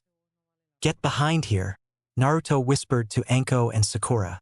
I saw them enter the hotel, Naruto whispered. They did as Naruto said. Soon they heard people walk up to the door. Naruto gulped. This is the room, the receptionist said. A voice said from outside the door. Can I break the door down? Another voice asked. Naruto gulped again as he threw several more explosive seals onto the door. Naruto threw his cloak around Sakura and Anko and hardened his cloak with his chakra as an explosion ripped through the room. Naruto instantly stood with his katana unsheathed. Don't look into the short man's eyes, he has the Manjikyu Sharingan, Kyuubi roared into his head. Watch out for the short man's eyes, avoid eye contact at all times, Naruto warned. I will fight the big guy, Naruto said as the big man and short man walked in. Naruto-kun, that was a very ingenious idea, the shorter one said. You seem to know me, but I don't know you, Naruto said as he looked at the man's feet. You know it isn't polite to not look into their eyes, the man said. Oh, and I am Itachi Uchiha and this is my partner Kisame Hashigaki, Itachi told Naruto. Why do you want me? Naruto asked. For something that you have in you that we desperately need, Itachi said as Anko's and Naruto's eyes widened. Well, you can't have that, Naruto said as he vanished and attacked Kisame. The force of Naruto's attack sent them both through the walls behind Kisame and Itachi. Naruto went into a series of fierce attacks that started to push Kisame back, who still hasn't been able to draw his sword. Don't think that I will let you draw your sword, Samahata, Naruto said as he spun and dealt a slash across his chest. Kisame leapt back and pulled his sword out. Haha, now you are in for it, Kisame said with a sadistic smirk. That is what you think, Naruto said as he appeared in front of Kisame and exploded. With Anko and Sakura. The two were avoiding Itachi's eye as they fought him. The two suddenly found themselves in the streets as another explosion ripped the hotel room they were in apart. The windows exploded. Let's go, I have only temporarily delayed them, Naruto said as the two nodded and leapt away. Once they were 20 minutes from the village, Naruto stopped, causing the two girls to stop. We need to get to Konoha and soon, Naruto said. Naruto, it is a 7-hour trip, Anko told him. Not the way I am thinking, Naruto said. Grab a part of my cloak and hold on tight, he ordered as they did. This is a jutsu I copied when I was tricked into stealing the forbidden scroll, Naruto told them. Please tell no one about it, Naruto said as the three vanished in a yellow flash. Naruto had performed the Hiraishin no Jutsu and appeared in his apartment in Konoha. Since the seal was for Minato Namikaze, Naruto had to use a lot of chakra to use it for himself, but to transport others it takes a lot more chakra. He had almost drained his chakra reservoir completely. Naruto, was that the Hiraishin no Jutsu? Enko asked as Naruto weakly nodded. It takes a lot of my chakra to do it by myself. With others, it takes most of my chakra. Naruto panted. Naruto, we have to report into the Hokage. Can you move? Enko asked. Yeah, I am only at genin level chakra, Naruto said weakly as Enko gasped.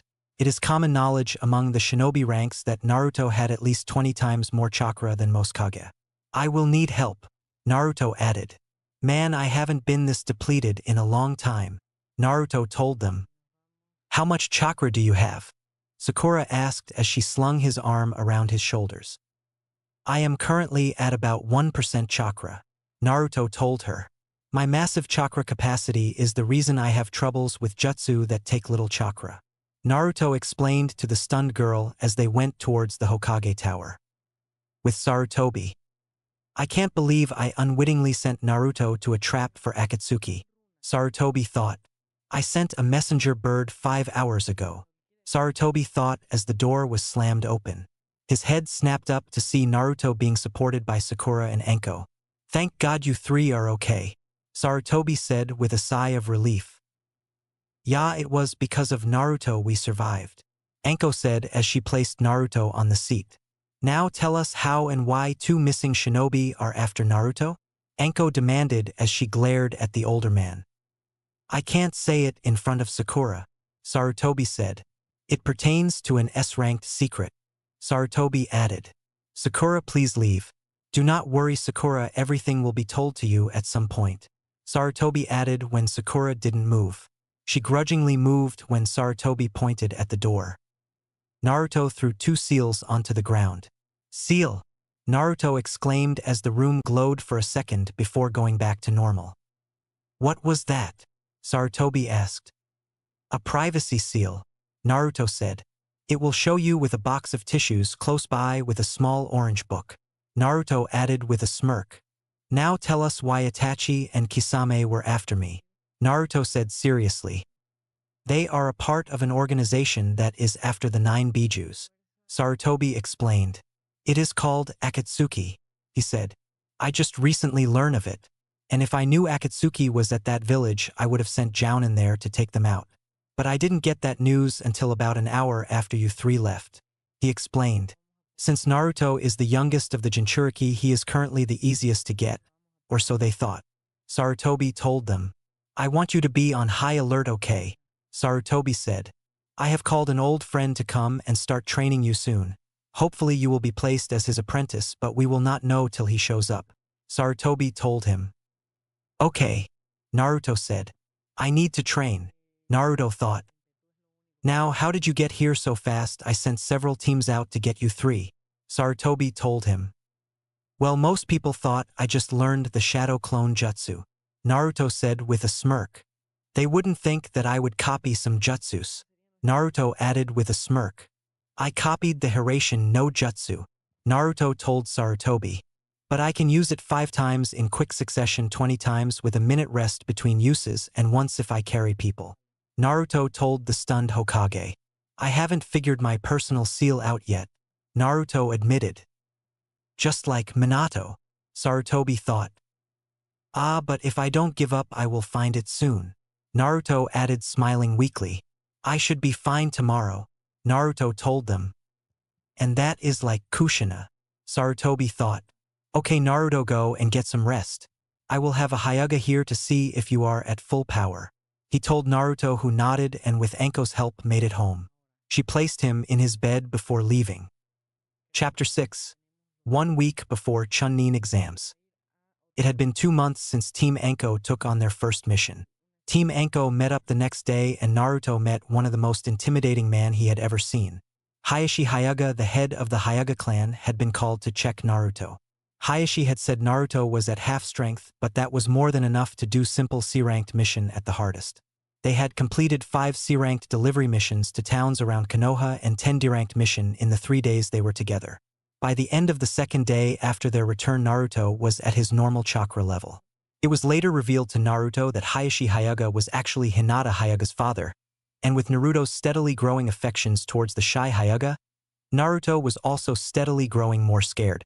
Each training session the two had they grew closer and closer. It was now a common sight that the two were together on one of their little outings. At first people were shocked and instantly went to Hiashi, who dismissed them immediately.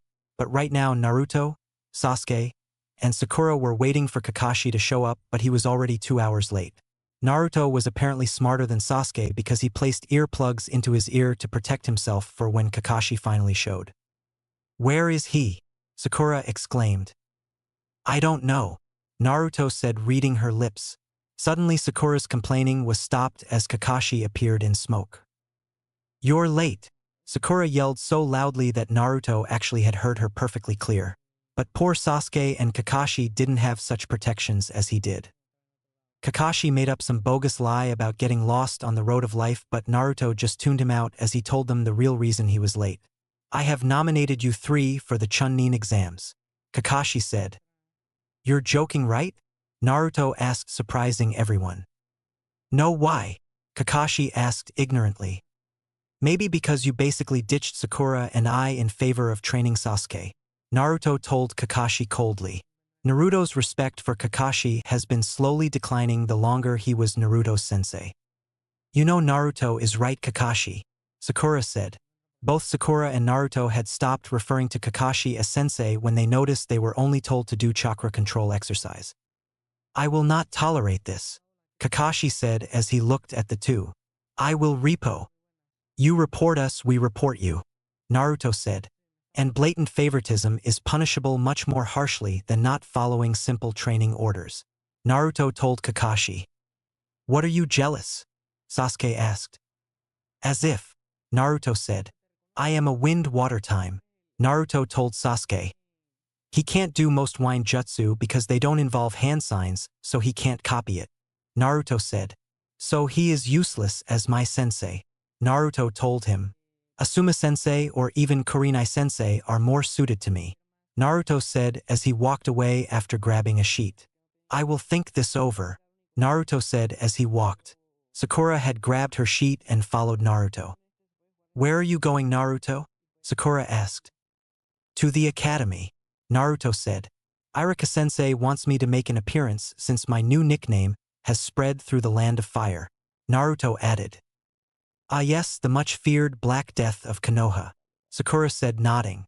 "So what are you going to do?" "I was thinking of doing the Void Shunshin," Naruto said, "and saying something frightening to them," Naruto told her. "Then I might take Konohamaru and have him stay home for a while. I will promise to teach him a really powerful ninjutsu," Naruto told Sakura as they walked through Konoha towards the academy. Naruto handed her a genjutsu scroll. "Here, why don't you go practice this while I go scare some academy students?" Naruto asked as she nodded. Naruto nodded and vanished in a void of black. Iruka's classroom. Iruka was teaching his class when a black sphere appeared and soon dissipated to show a cloaked form. "Damn, Naruto knows how to make an entrance," Iruka thought. "Okay, everyone, we have a special guest today," Iruka called out, gaining all their attentions. "Here is one of my former students, Naruto Uzumaki, also known as the Black Death of Konoha," he said as everyone started to whisper to their friends. "He is here to tell you the life of a shinobi." "You didn't tell me that," Naruto said flatly. "Anyways, I wasn't prepared a lecture, but if you want I can show you a few ninjutsus I have learned," Naruto said. "It will show that hard work and several hundred clones," he added in his head, "will get you more power than having it handed to you," Naruto said as he looked at Iruka for his assent. "Okay class, let's go outside so Naruto can do a small demonstration," Iruka said as the class cheered. It didn't take long for everyone to be outside. "Okay everyone, I am a wind and water user," Naruto told them. "Does anyone know a jutsu that they want me to show?" Konohamaru, Udon, and Moegi's hands shot up. "Okay you 3, which one do you want to see, again?" "The Wind Dragon," Konohamaru exclaimed eagerly. Okay, Naruto said with a sweat drop. Naruto closed his eyes as dark clouds started to form about the academy. Soon a cyclone started to spin and take the shape of a serpentine dragon. Naruto commanded it to do some aerial acrobats. It disappeared soon after. All but the Konohamaru Corps were shocked at Naruto's power. Next, Naruto said. The maelstrom, Moegi exclaimed. I need Hinata-chan in order to do that jutsu, Naruto told her. It is a combination jutsu, Naruto explained. What about the one you have been working on? Udon asked. I guess I can show that one, Naruto said. This is a 100% nature manipulation jutsu, Naruto said as he held his hands together next to his sides. He slowly pulled his hands away as a wind sphere formed in his hands. He hit a training post and nothing happened to the post for the first second before it completely exploded in splinters. One more before we have to go inside, Naruto said. Oh, can you show us your speed? Moegi asked. I guess I can do that, but it isn't a jutsu, just weight training, Naruto said. Intensive weight training, Naruto added in his head as he heard Kyuubi snicker.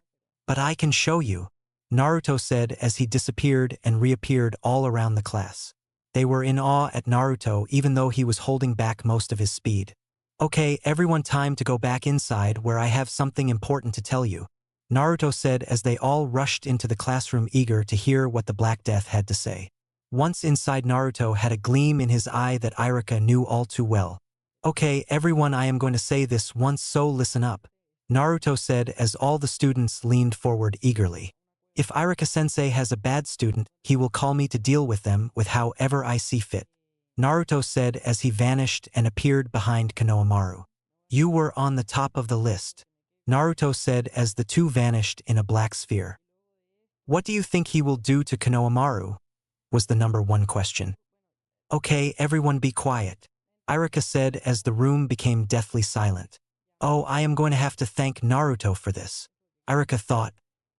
With Naruto and Konohamaru appeared in front of the Sarutobi compound. So Konohamaru, I don't want you to go to school or walk in public for at least 4 days, Naruto said. It is part of the prank I am doing, Naruto added as the boy nodded and opened the gate for them. Mom, I am home, Konohamaru exclaimed. What are you doing home so early? His mother Izumi asked. Oh, Naruto and Isen took me out to teach a lesson to the class, Konohamaru said. Oh really, what is that? Izumi asked. To listen to Irika-sensei or face a punishment at the hands of the Black Death, Naruto told her with a smile as she shook her head. He needs to be out of school for at least a week to drive the lesson home, Naruto said. Don't worry, I will come and teach Konohamaru everything he would learn in the academy, Naruto added. I have a C-ranked mission with Ankone-chan today, so I will see you either tomorrow or the day after, Naruto told the boy as he vanished in a black shunshin. With Anko at the gate. Anko was waiting for Naruto to show up so they could go on their mission to deliver some supplies to a small town that had a drought. Naruto appeared at the gate in his black shunshin. Sorry, I am late. Kakashi-sensei was late. Again, Naruto said as Anko nodded knowingly. Then I had the thing with Irika-sensei. Did he say anything about me? Anko asked eagerly. Nope, Naruto said. You're dragging the cart, Anko told Naruto. Why? Naruto asked. You are stronger, Anko said simply. Chop chop, get pullin', she ordered as Naruto grudgingly started pulling the cart. So are you doing the Chunin exam? Anko asked while she remembered the meeting. Flashback begin. All the Jounin senseis and Jounin and Chunin proctors were called to see the Hokage. Okay, everyone, you all know that the Chunin exams will be held in 1 week's time, Sarutobi said. Who will nominate their teams? Sarutobi asked as Jounin sensei after Jounin sensei nominated their teams. Kakashi Hatake nominates Team 7 for the Chunin exams, Kakashi said in a boring tone. What? Anko yelled angrily. Do you realize that there is killing is allowed in the exam? Anko asked angrily as Kurenai struggled to keep her back. I know your team isn't ready, she exclaimed. I would think you would, Kakashi replied. I mean, you do train with Naruto and Sakura, Kakashi added. That is because you ditched them to teach that brat of an Uchiha. Anko ground out angrily. Her curse mark was burning with her rage. You wouldn't get it. I am the only one who can tiak, Kakashi began. And who taught you? Anko asked as everyone's eyes widened. Stop this now, Sarutobi ordered. Kakashi, I will have a word with you after the exams, he added. Flashback end. I will be thinking about it, Naruto said, interrupting Anko's flashback. Good, Anko said as she sensed something. She saw that Naruto tensed. Do you sense them too? Anko asked Naruto in sign language. He made an almost unnoticeable nod. How many do you sense? Anko asked. I sense 6. Wait, no 7. Naruto signed back. 2 out of the 7 have Chunin level chakra reserves, the other 5 have Genin and below. Naruto told her. They sure are gutsy to come after this cart. Anko signed as she grew a vicious smile. Oh, Naruto thought as the 2 Chunin jumped out in front of them and the other 5 jumped out behind them, hoping to snag the stuff without Naruto and Anko noticing. I take these 2 chumps and you take the other 5? Anko asked as she cracked her knuckles. I was hoping for a way for me to vent the anger I have towards Kakashi, she added. Naruto shrugged at her. Remember, Anko, they are wanted alive, so don't get too overboard, Naruto told her. Okay, no deaths. But broken bones, gashes and stabs are okay, Anko said as Naruto turned to the 5. If you leave now, I will let you live, Naruto said coldly. It is 5 verse 1, we have the upper hand, one of the thugs said. You mean had, Naruto said, pointing towards the trees. It is now 5 verse 1000, Naruto said with a smirk as the clones surrounded the thugs. Now do you know who I am? He asked as the clones split up and let the real Naruto through. And no, the thug stuttered. Fools like you call me the Black Death of Konoha, Naruto said as 2 of the thugs passed out. The other 3 were too scared to pass out. Now should I or shouldn't I kill you? Naruto said calmly as he walked towards the shaking men. Naruto slowly took his katana out that made the last 3 pass out as the clones all dispersed, giving Naruto back his chakra. That was fun, Naruto said as he looked to see Anko sitting on top of the 2 Chunin clapping at him. Well done, Naruto-kun, Anko said as she stood and got off the 2 Chunin. Man, she is he. The Chunin didn't finish as Anko's foot connected with his groin, making him pass out. Naruto shook his head as he made 7 clones. You know you are a loose cannon sometimes, Naruto told her as the clones took the men back to the Konoha to be brought up on charges. Come on, let's finish this mission, Naruto told her. Why do you have to train with Hinata-chan? Anko asked. Naruto was happy that his hood was up because his face was beet red. And no, Naruto stuttered. Right, Anko said, not believing him. You know I haven't met her yet. You know that as your older sister I need to meet her, Anko added. Oh hell no, Naruto exclaimed. You do anything to her and I will tell Irika-sensei, who has been sending him those pictures. So? Anko asked. And I won't tell him it is you, Naruto added as Anko glared at him. Do we have a deal? Naruto asked. Fine, but I still want to meet her, Anko told Naruto. I want to make sure she is good enough for you, Anko added. Although Kurenai-chan does talk fondly of Hinata a lot. I know Kurenai-chan is an excellent judge of character and she says Hinata is kind, gentle, and is shy, especially around Naruto. Anko thought. What embarrassing stories should I tell? Anko thought. Fine, Naruto said. I think she is too good for me, Naruto thought as he glanced at Anko. They had finished the mission in 2 hours with 2 more incidents, but the thugs ran away when they saw Naruto. So Naruto, what did you tell Kakashi when he showed up? Oh, I told him the truth, Naruto told Anko. That he ditched Sakura and I, before I left, and Sakura ran up to me. It didn't take the duo long to make it back to Konoha. Next time we do this, I am making clones to carry the damned cart, Naruto told Anko as he stretched his arms. Why don't you just seal it away? Anko asked. The seal needed is extremely complex, and I don't want to waste my time on something that a few clones can do, Naruto told Anko as they walked through Konoha. Naruto saw a flash of indigo. Must be Hinata-chan. Naruto thought when he was suddenly tackled with a light person straddling his back. Hello Naruto-kun. The person whispered into his, making him shiver. Naruto, who is this girl? Anko asked. Oh Anko-ne-chan, this is Hinata. Hinata Hyuga. Naruto said as he stood up, but Hinata stayed latched to him. Hinata, this is Anko Mitarashi. Naruto said. Hello. Hinata said over Naruto's shoulder. Oh, so you are the infamous Hinata that Naruto always tells me about. Anko said as Naruto blushed and thanked Zabuza and Haku for giving him the cloak to hide his blush. Really, Naruto-kun talks about me? Hinata asked as Anko nodded. Boss! Naruto heard a young girl and boy yell.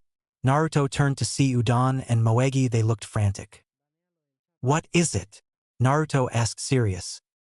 Konohamaru-kun and Hanabi-chan are in trouble. Moegi exclaimed as Hinata leapt off of his back and the two launched towards where the two children had come from. They rounded the corner to see Hanabi and Konohamaru lifted off the ground by their shirts. Naruto's rage went off the charts as eyes changed colors to red. He vanished along with Hinata, whose rage was equivalent to his. Naruto appeared behind the shinobi holding Hanabi and Konohamaru with his katana pressed tightly to his neck as Hinata shut down the chakra to his arms. Release them, Naruto ordered dangerously as he placed the blade harder against his neck. The shinobi released them and Naruto sheathed the katana. Hinata had grabbed her sister and Konohamaru and leapt back as the shinobi reached for the bundle on his back. Naruto-kun, he has a puppet on his back. Hinata warned with her Byakugan active. Maybe I should make it into firewood, Naruto said coldly as he placed his hand on the katana handle. He felt something grab onto his shin. Naruto pulsed his chakra, making the string of chakra release him. Kankuro Tamari, stop now or else I will kill you, a boy said behind Naruto. Naruto had felt the presence of the person coming. He has the same kind of chakra running through him as Naruto-kun. Hinata thought. Why yes, Jigara. Kankuro stuttered as Naruto stood protectively in front of the two. What is your name? Gaara demanded as he looked at Naruto. Naruto Uzumaki, Naruto told Gaara. We are leaving, Gaara said as he and Kankuro vanished. But Tamari had stayed. So you are the Black Death of Konoha? Tamari asked, walking seductively towards Naruto. That is what people call me, Naruto said indifferently, clearly not fazed by her. So would you like to go? Tamari began when Hinata latched onto Naruto's arm. Like hell he will, Hinata said as she glared at Tamari. He is mine, Hinata added. Tamari looked at Hinata indifferently. Well, if you get tired of her, you can call me, Tamari said with a wink and blowing a kiss at him. So Hinata-chan, I am yours? Naruto asked, making the girl blush. I would like it if we were going out, Hinata said nervously. Please don't hate me, Hinata thought. Okay, Naruto said. Okay, Hinata asked confused. We can go out, Naruto told her as he saw the biggest smile cross over Hinata's face right before she tackled him to the ground. Again. This time Hinata's lips were mashed against Naruto's in a passionate kiss. Go boss Enicha, Konohamaru and Hanabi yelled. Hinata released Naruto. Hinata was blushing heavily. Konohamaru, Naruto said as he turned to the boy. What did I tell you earlier? Naruto asked, looking at Konohamaru. Not to go outside. But you promised to play shinobi with us, Konohamaru said. And now that Hinata-ne-chan is here, she can play too, Konohamaru added sheepishly. Naruto rubbed his eyes before bonking Konohamaru on the head. Fine, Naruto said. But you will have to find us, Naruto said as he wrapped his arm around Hinata's waist, making her blush before the two vanished in Naruto's black shunshin. Somewhere else. Naruto and Hinata appeared in a clearing. There was a river and waterfall not too far away. Hinata was a little dizzy like always when Naruto took her in his shunshin. Once her vision cleared, she looked around. Beautiful, Hinata whispered. It is only the second most beautiful thing I have seen, Naruto said as Hinata looked at him. You are the first. Naruto whispered to the blushing girl as he wrapped his arms around her waist. You know we have the next week off, Naruto said. How about we go on a date? Naruto asked. I would like that, Hinata said excitedly. I finally get a date with Naruto-kun. My Naruto-kun, Hinata thought as she pecked him on the lips. Where would you like to go? Naruto asked. I don't care, as long as I am with you, Hinata told Naruto with a small smile. Okay, Naruto said as he made a clone that vanished in the shunshin. Let's eat here, Naruto said as he took his cloak off to reveal surprisingly tan skin, broad shoulders. He was wearing a shirt that hugged his muscles, making Hinata blush. Oh my god, Naruto-kun is so. Hinata's thought trailed off. She couldn't think of a proper word to call Naruto. Hinata, there is something I have to tell you, Naruto told Hinata. It is the reasons I am hated by some of the villagers, Naruto added. I don't care about that, Hinata insisted. Hinata, this is something you have to know about if we actually start dating, Naruto told her. It is a promise I made to your father, Naruto added. Do you know what happened October 10th, 13 years ago? Naruto asked as Hinata nodded. Kyuubi attacked the village, and the fourth Hokage sacrificed his life to kill Kyuubi, Hinata told Naruto. Well, that isn't completely true, Naruto told Hinata. Eventually Kyuubi will die, but she isn't dead yet, Naruto added. You see, the tailed beasts are too powerful for a human to kill. Depending on the amount of tails, they can be sealed into object or people, Naruto explained to Hinata. Tails 1 through 4 can be sealed into either objects or any kind of person. 4 and 5 tails, they can only be sealed into people of ages 10 and younger. 6 to 9 tails, they have to be sealed into newborn babies, Naruto told Hinata as he lifted to shirt. The fourth Hokage used a combination of the dead demon consuming seal and 8 trigram seal to seal the Kyuubi's chakra and spirit into me, Naruto told Hinata. Hinata gasped at the news. I will understand if you hate him. Naruto was interrupted by 2 soft lips on his own. I don't care that you have Kyuubi sealed in you, Hinata whispered to Naruto. You are Naruto-kun and no one else, you are not Kyuubi, Hinata told her. You are no demon, Hinata said as her thumb ran over Naruto's whisker marks. Are these from Kyuubi's influence? Well, first, Kyuubi isn't a demon, Naruto began. She is the boss Kitsune of the Kitsune summoning clan, which are the rulers of the summons, Naruto told Hinata. And in a way these whisker marks are a result of Kyuubi's influence on me. But not from the sealing, but from when I was in my mother's womb, Naruto told Hinata. My mother was the previous Jinchuriki of Kyuubi no Kitsune, Naruto told Hinata, who gasped again. So in a sense I am part Kitsune, Naruto told her as the clone came back with food. Chapter 7, 1 week later, the Chunin exams, first exam. After Naruto's and Hinata's first date, they became even more inseparable than before. Now they spent most of their downtime after team training together. The main difference is that they held hands now instead of walking next to each other. Naruto had gone to bed the night before alone, but when he woke up he felt a light weight on his left arm. Who is that? Naruto thought as he opened his eyes to see 2 lavender orbs staring into his cerulean orbs. Morning, Naruto-kun, Hinata said as she kissed him. Naruto eagerly kissed her back. Hello, Hinaheim, Naruto said after he pulled away from her. When did you get here? Naruto asked. About 10 last night, Hinata told him. Do you want me dead? Naruto asked, confusing Hinata as she tilted her head to the side. Your father, Naruto told her. If he finds out we slept together, he will kill me, Naruto said as Hinata blushed at what Naruto had said. Naruto saw her blush and faraway look, and Naruto realized what he said. Oh, is my little Hinaheim a pervert? Naruto asked as Hinata blushed. Only with you, Naruto-kun, Hinata whispered into his ear, making him blush and shudder. Is my Naruto-kun a pervert too? Hinata asked. Only for you, my Heim, Naruto told Hinata as she kissed him again. When they pulled away, Naruto glanced at the clock. Oh no, Hinaheim, we have to go, Naruto said as Hinata looked at the clock and her eyes widened. Ah, she exclaimed. I have 10 minutes before I have to meet my team, she told Naruto. She instantly got up to reveal that she was wearing a light blue nightgown that made Naruto blush. She instantly went into his bathroom with some clothes it took her less than a minute to change. Her clothes were a mess as she gave Naruto a quick kiss. Bye Naruto-kun, I will see you later, Hinata told him before leaping out the window towards the training grounds. I got to take a shower, Naruto thought as he got out of the bed and his mind went back to Hinata's nightgown. He was wearing a pair of pajama pants and no shirt. He heard a knock come at the door. Who could that be? Naruto thought as he threw on his cloak before answering the door. He saw a 6'2" man with long black hair and pale eyes looking down at him. Naruto gulped because in front of him was Hayashi Hyuga. Hello Hayashi-sama. Naruto stuttered.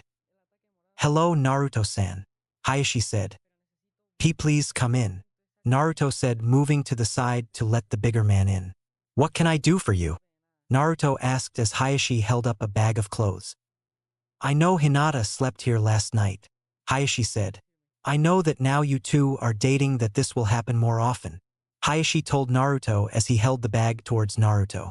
These are some of her clothes that you should keep here for when she sleeps over. Naruto's nervousness nearly went away. But if I find out you two do anything, I will make sure you will never mold chakra again, he threatened as Naruto's nervousness came back tenfold. Okay, Naruto stuttered as he took the bag into his room. Hayashi-sama, I promise to not do anything to her that she doesn't want, Naruto said to Hayashi. You two remind me of a few people, Hayashi said. Who? Naruto asked. Your parents, Hayashi said. You are a lot alike Kushina and your father. Kushina was a free spirit that also never went back on her word. She loved pranks and loved ramen. Hayashi told Naruto. Your father was a compassionate person. He loved everyone. He grieved for anyone he killed, and he loved his wife.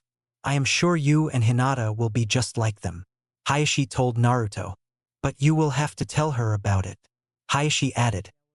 She already knows, Naruto told Hayashi. We didn't even get to go on our first date before I told her, Naruto added as Hayashi nodded in approval. You are a very good man, Naruto, Hayashi said. Thank you, Naruto said, bowing his head to Hayashi. Thanks for telling me about my mother and father too, Naruto added. No need to thank me, Hayashi said. But I am sorry, Naruto Uzumaki, Hayashi said, bowing his head to Naruto, stunning him. Not many people know who your father is, and if I had adopted you it would have brought a lot of suspicion. I couldn't do it without reason, Hayashi told him. I tried to protect you as much as I could. I already know that, Naruto told Hayashi. I am sure if you hadn't have protected me I would have turned cold and distant, Naruto added. I am sure too, Hayashi said. You should get ready for the exam, it starts in an hour, Hayashi told him. I will let myself out, Hayashi told Naruto as he nodded and went to the bathroom to change his clothes under his cloak, but in his rush he missed something. He was already out the door and to the school when he noticed what he missed. He was shocked that he forgot this object of clothing. He didn't wait long before Sakura showed up. Hello Naruto, Sakura said. Hello Sakura, Naruto said. I am glad you choose to take the exam, Naruto told her. I am a little nervous, Sakura admitted. You said that killing was allowed, what will I do? She asked.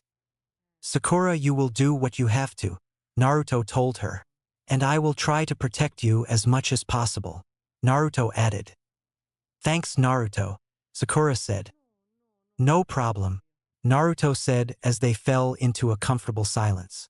They waited 20 more minutes before Sasuke showed up.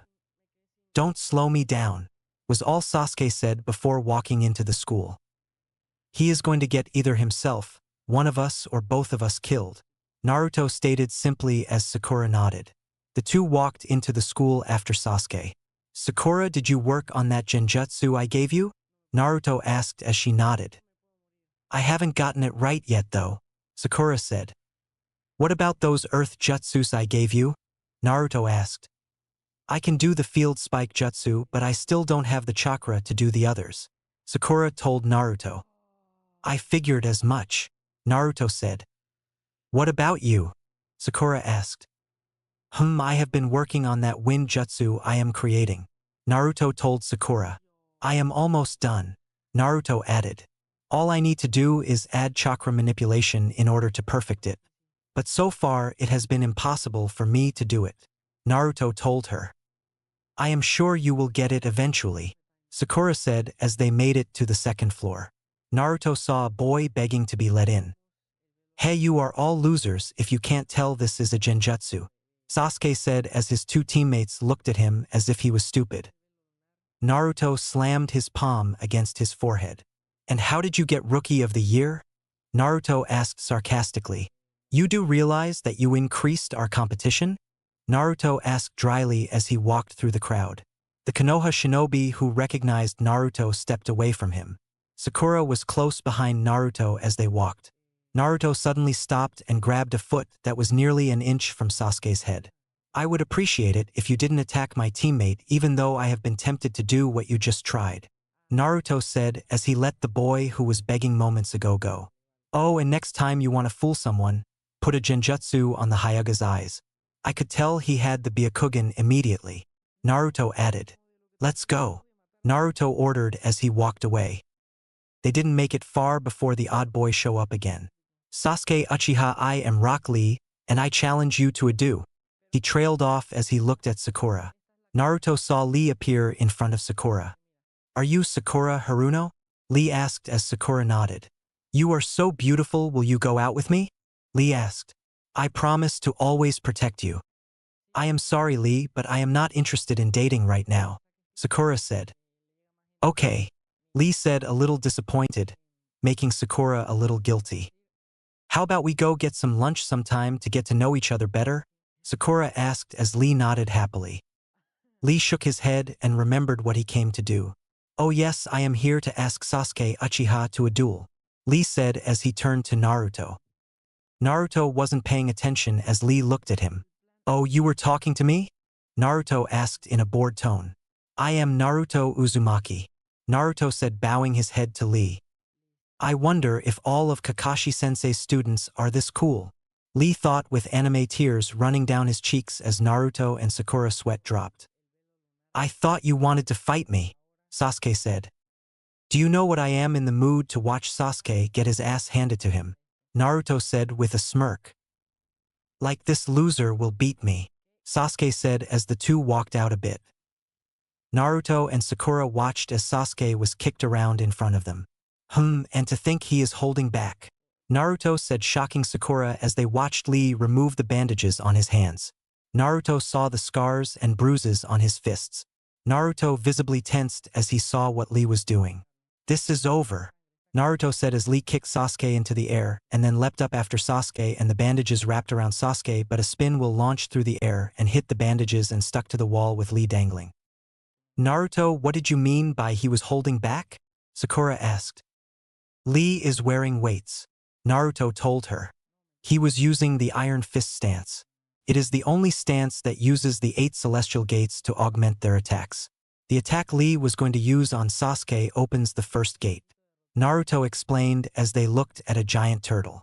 It is said that if a civilian was to open all 8 gates, they would become as strong or stronger than the Hokage, Naruto added as they watched a man that looked similar to Lee appear on its back.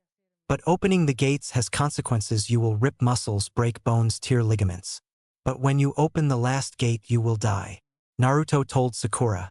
But there is one way to survive opening the gate of death, Naruto told her. Only one person every 200 years are born with the 9th fabled gate, the Gate of Resurrection. It changes all the chakra you gain from releasing the 8 gates into healing chakra, healing the body of all damage, Naruto told Sakura as they watched the man punch Lee, then hug him, and a sunset appeared behind them. Sakura, is that a... He trailed off as Sakura tried to release the genjutsu but couldn't.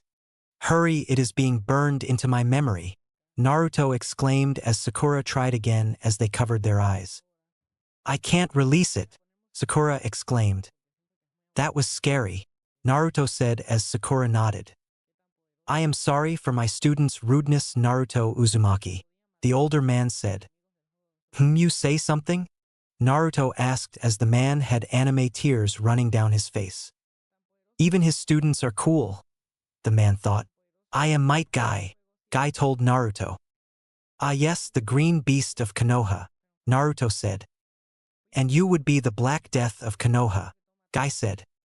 Well, I have to drag my teammate to the first exam, Naruto said as he walked over to the downed Uchiha and roughly lifted him up.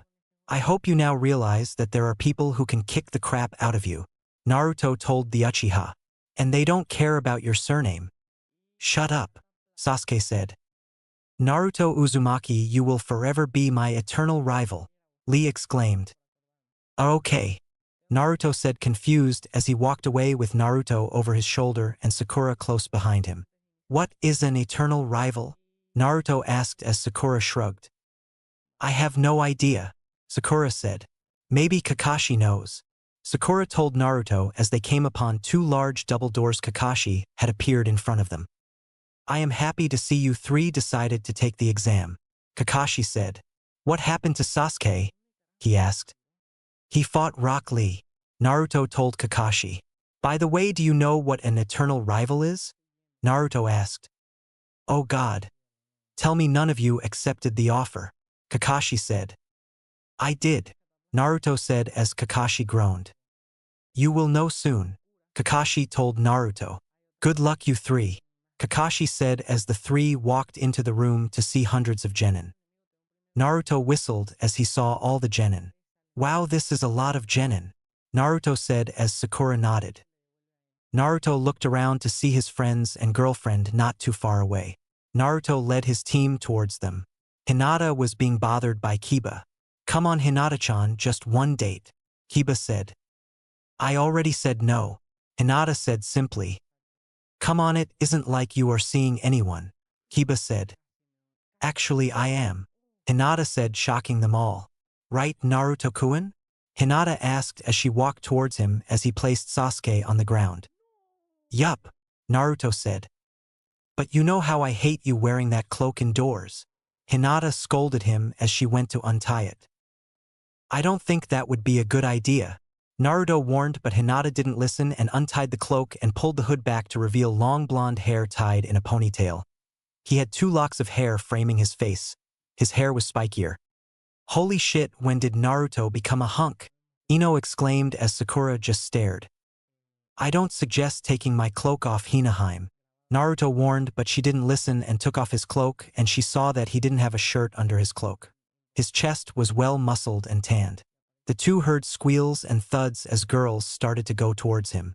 Hinata instantly turned and kissed Naruto, passionately shocking their friends and making Naruto's new fangirls groan. Who knew I had so many fangirls? Naruto asked after Hinata pulled away from the kiss. More than you think, Hinata mumbled. How do you know? Naruto asked. I was the president, Hinata mumbled with a mild blush. I was wondering when you would come out and say you are dating Naruto Uzumaki, Shino said emotionlessly. How did you know? Naruto asked. My bugs could smell your scent on her, Shino replied, making the two blush at the insinuation that could be interpreted as, Naruto, what have you done with Hinata-chan? Sakura asked dangerously. Nothing, Naruto exclaimed. Well, we did sleep together last night, Hinata replied at the same time, then blushed when she realized what she had said. All we did was sleep, I swear, she exclaimed. Naruto, Sakura said dangerously. Naruto felt 2 arms wrap around his chest. Naruto turned his head to see Temari latched onto him. Hello, handsome, Temari said, smiling at him. Why me? Naruto thought as Hinata turned to glare at Temari. Let him go, Hinata said dangerously, and all her friends, Naruto included, were shocked when they felt a subtle and immense killer intent leaking from Hinata. He is mine and no one else's, she said dangerously. Naruto slipped from Temari's grips and went behind Hinata. I do have to admit Naruto looks delicious, and if he wasn't taken I would definitely go for him, Naruto heard Ino say to Sakura. What is with me? Naruto thought to himself. Might be another side effect of our full mergence, Kyubi told Naruto. Oh joy, Naruto mumbled as Hinata snuggled into his chest as Temari stomped away. What happened? Naruto thought. Hinata-chan said something about you are going to be her husband. Kyubi answered his question as Naruto blushed. Okay, you lovebird, stop the show. A man from the front yelled, gaining all the genin's attention. Hey Ibiki, Naruto said calmly as the man released killer intent. Naruto was completely unfazed by the killer intent. Naruto, Ibiki growled. Okay, everyone take a seat, he said. Yeah, no need to release that killer intent, Naruto said as he and Hinata walked towards several empty seats. Girls took the seats around the two and stared dreamily at Naruto. Okay, stop star. He trailed off as Hinata and Naruto vanished in two puffs of smoke to reveal Sakura and Ino sitting where the two were. What the? How did we get here? Ino asked. Naruto's special Shunshin, Sakura explained with a groan. He can teleport anyone he wants to, Sakura explained. The girls looked around to see Naruto sitting towards the back. They went to stand. Once seated you cannot move, he told the group of girls. Ibiki glared at Naruto for causing a ruckus. No need to glare at me, Ibiki-chan. Naruto mocked, earning a very vicious glare as Chunin were passing out the exams. Naruto was meeting Ibiki's deadly glare with his own calm, emotionless gaze. Maybe I should fail you now, Ibiki threatened. If it means I don't have to see your ugly mug, I don't care, Naruto remarked. Elsewhere. If it means I don't have to see your ugly mug, I don't care. A group of Jounin and the Hokage heard Naruto tell the head of Umbu interrogation. Wow, Naruto-kun sure has guts, Kurenai remarked from her spot next to Asuma. I think he wants a death wish, Asuma remarked.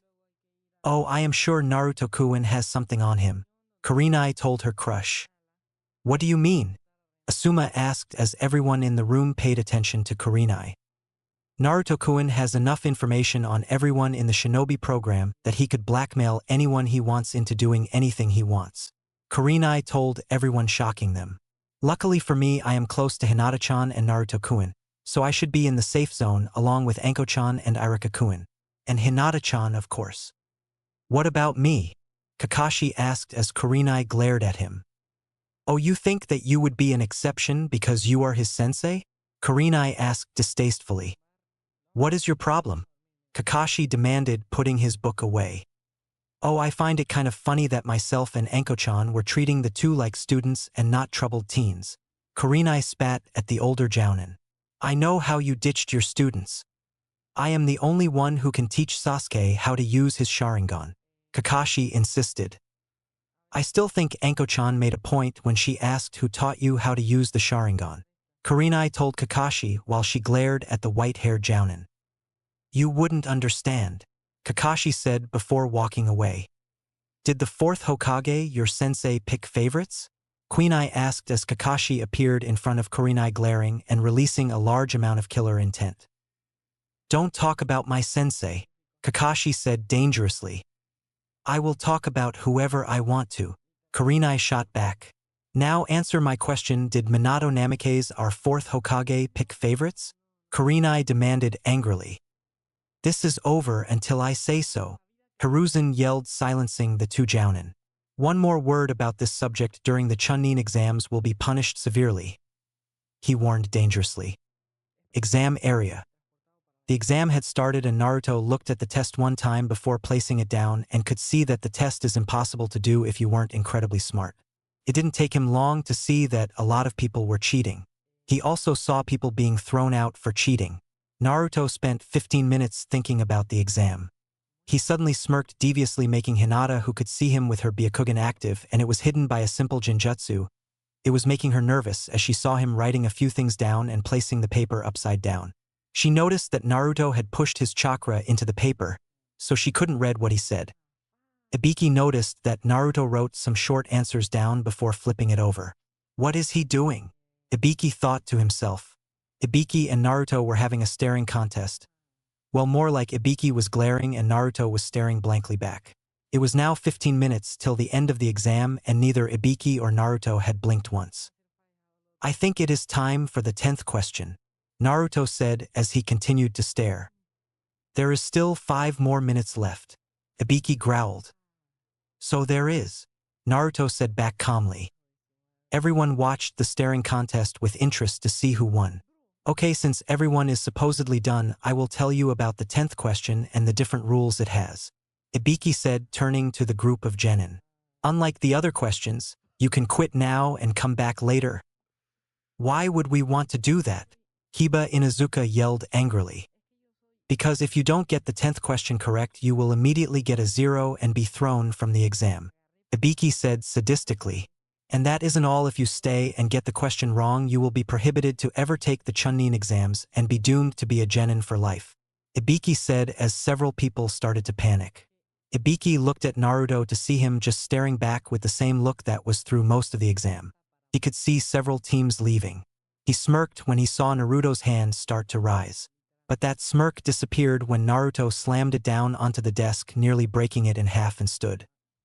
I don't care if I am a genin for life, I will still find a way to be the best Hokage ever. Naruto yelled, unconsciously both intimidating and stealing everyone. After Naruto displayed his strength, 2 more teams got up and left, afraid of going after Naruto's team. The rest stayed because of Naruto. Is this how you want it? If you are wrong, you will be a genin. Ibiki warned as no one got up. Well, all I have to say is you. He trailed off as something flew through the window with a banner. Sexiest kunoichi alive. Oh God, no. Naruto whispered as he started to sink into his seat, trying to vanish. You all pass. Anko said, smiling sadistically. You are early, Anko, Ibiki said. I am Anko Mitarashi, the examiner for the 2nd exam. Anko said, ignoring Ibiki. Now if you follow me to the next exam place. She added as she looked at the assembled genin. Wow, Ibiki, 30 teams. You are going soft, Anko said when Ibiki suddenly smirked. Well, it is that brat's fault, Ibiki said, pointing directly at Naruto. Oh, Naru-chan, Anko said as she saw Naruto. Naruto flushed in embarrassment. Come here, Naru-chan. Greet me correctly, she told Naruto. Naruto didn't move. I said greet me properly, she exclaimed as Naruto sunk even more as people started to chuckle and laugh. She suddenly started to walk towards Naruto and grabbed his ear and gave it a massive tug, making him yelp in pain. Everyone watched as Anko scolded Naruto. Ibiki sat back and enjoyed the scene. Those photos are going public, Ibiki, you hear me, public, Naruto yelled before Anko tugged again. Elsewhere. Photos? Everyone watching through the crystal ball asked at once. Exam. Anko, I think it is time for the 2nd exam, Ibiki told Anko. Oh yes, everyone follow me, Anko said as she started to drag Naruto away with several people laughing. Chapter 8. Chunin Exams, 2nd exam. Everyone was at a training ground with fences all around it. This is training ground 44. It is considered to be the most dangerous training ground used in Konoha, Anko said as a loud roar echoed. This place is known as the Forest of Death, she added, scaring the kids. Stop scaring the kids and let go of my arm, Naruto yelled as she yanked again, making him yelp in pain. I will need you all to sign the waivers, Anko said as a Chunin started to pass all the genin a piece of paper.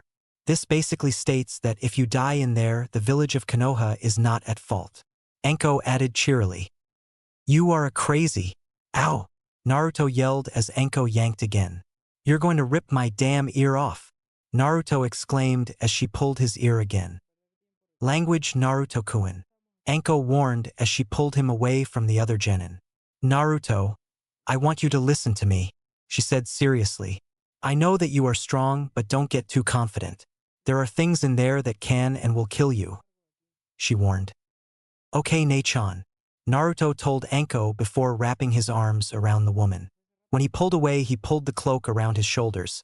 His face disappeared in shadows. All that shone was his 2 cerulean blue eyes. I will be careful, Naruto told her. You better be, Anko told Naruto as she attempted to grab his ear again, but he dodged her. Not going to happen again, Naruto told her as he walked back to the genin as he rubbed his ear. Damn crazy woman, Naruto mumbled as he narrowly dodged a kunai. I heard that, Anko chirped. Geez, you would think she wasn't my sister figure, Naruto mumbled as he easily dodged a kunai. HH! He yelled as he dodged another kunai. After a lot of several failed attempts to make Naruto bleed, Anko gave up and turned to the genin. There is a tower in the center of the forest. You will have to get there with your team if you want to pass the exam. You will also need to get both the Heaven Scroll and Earth Scroll. This will narrow the combatants for the final exam in at least half. She told them. And if you open the scroll before you make it to the tower, let's just say you don't want to do that, she said with a smirk. Naruto shook his head at her. Now go retrieve your scrolls and go to a gate. They will release on my go, she told everyone. Naruto nodded to Sakura, who nodded back and went to the place where they were randomly passing scrolls out. They walked away towards an empty gate. Naruto hid behind a tree. Naruto, what are you doing? Sakura asked. I don't know what she has done, but I am sure it will be big, Naruto warned. I know her very well. Something will happen when she starts this exam, Naruto added. Sakura nodded and hid next to Naruto. Sasuke scoffed and stood next to the gate. Suit yourself, Naruto told him as he covered his ears as Anko yelled, Begin! Suddenly there were 21 consecutive explosions were heard. Sakura and Naruto saw Sasuke fly through the air next to them and slammed into the tree. I tried to warn you, Naruto told the boy as he walked towards him to see that he was unconscious. Naruto, what will we do? Sakura asked, looking at Sasuke. Naruto said as he checked Sasuke for injuries. No worries, he just hit his head, Naruto said as he slapped Sasuke awake. Wake up, Sasuke, Naruto repeated with each slap until Sasuke woke up to burning cheeks. Ah, why do my cheeks hurt? He demanded angrily.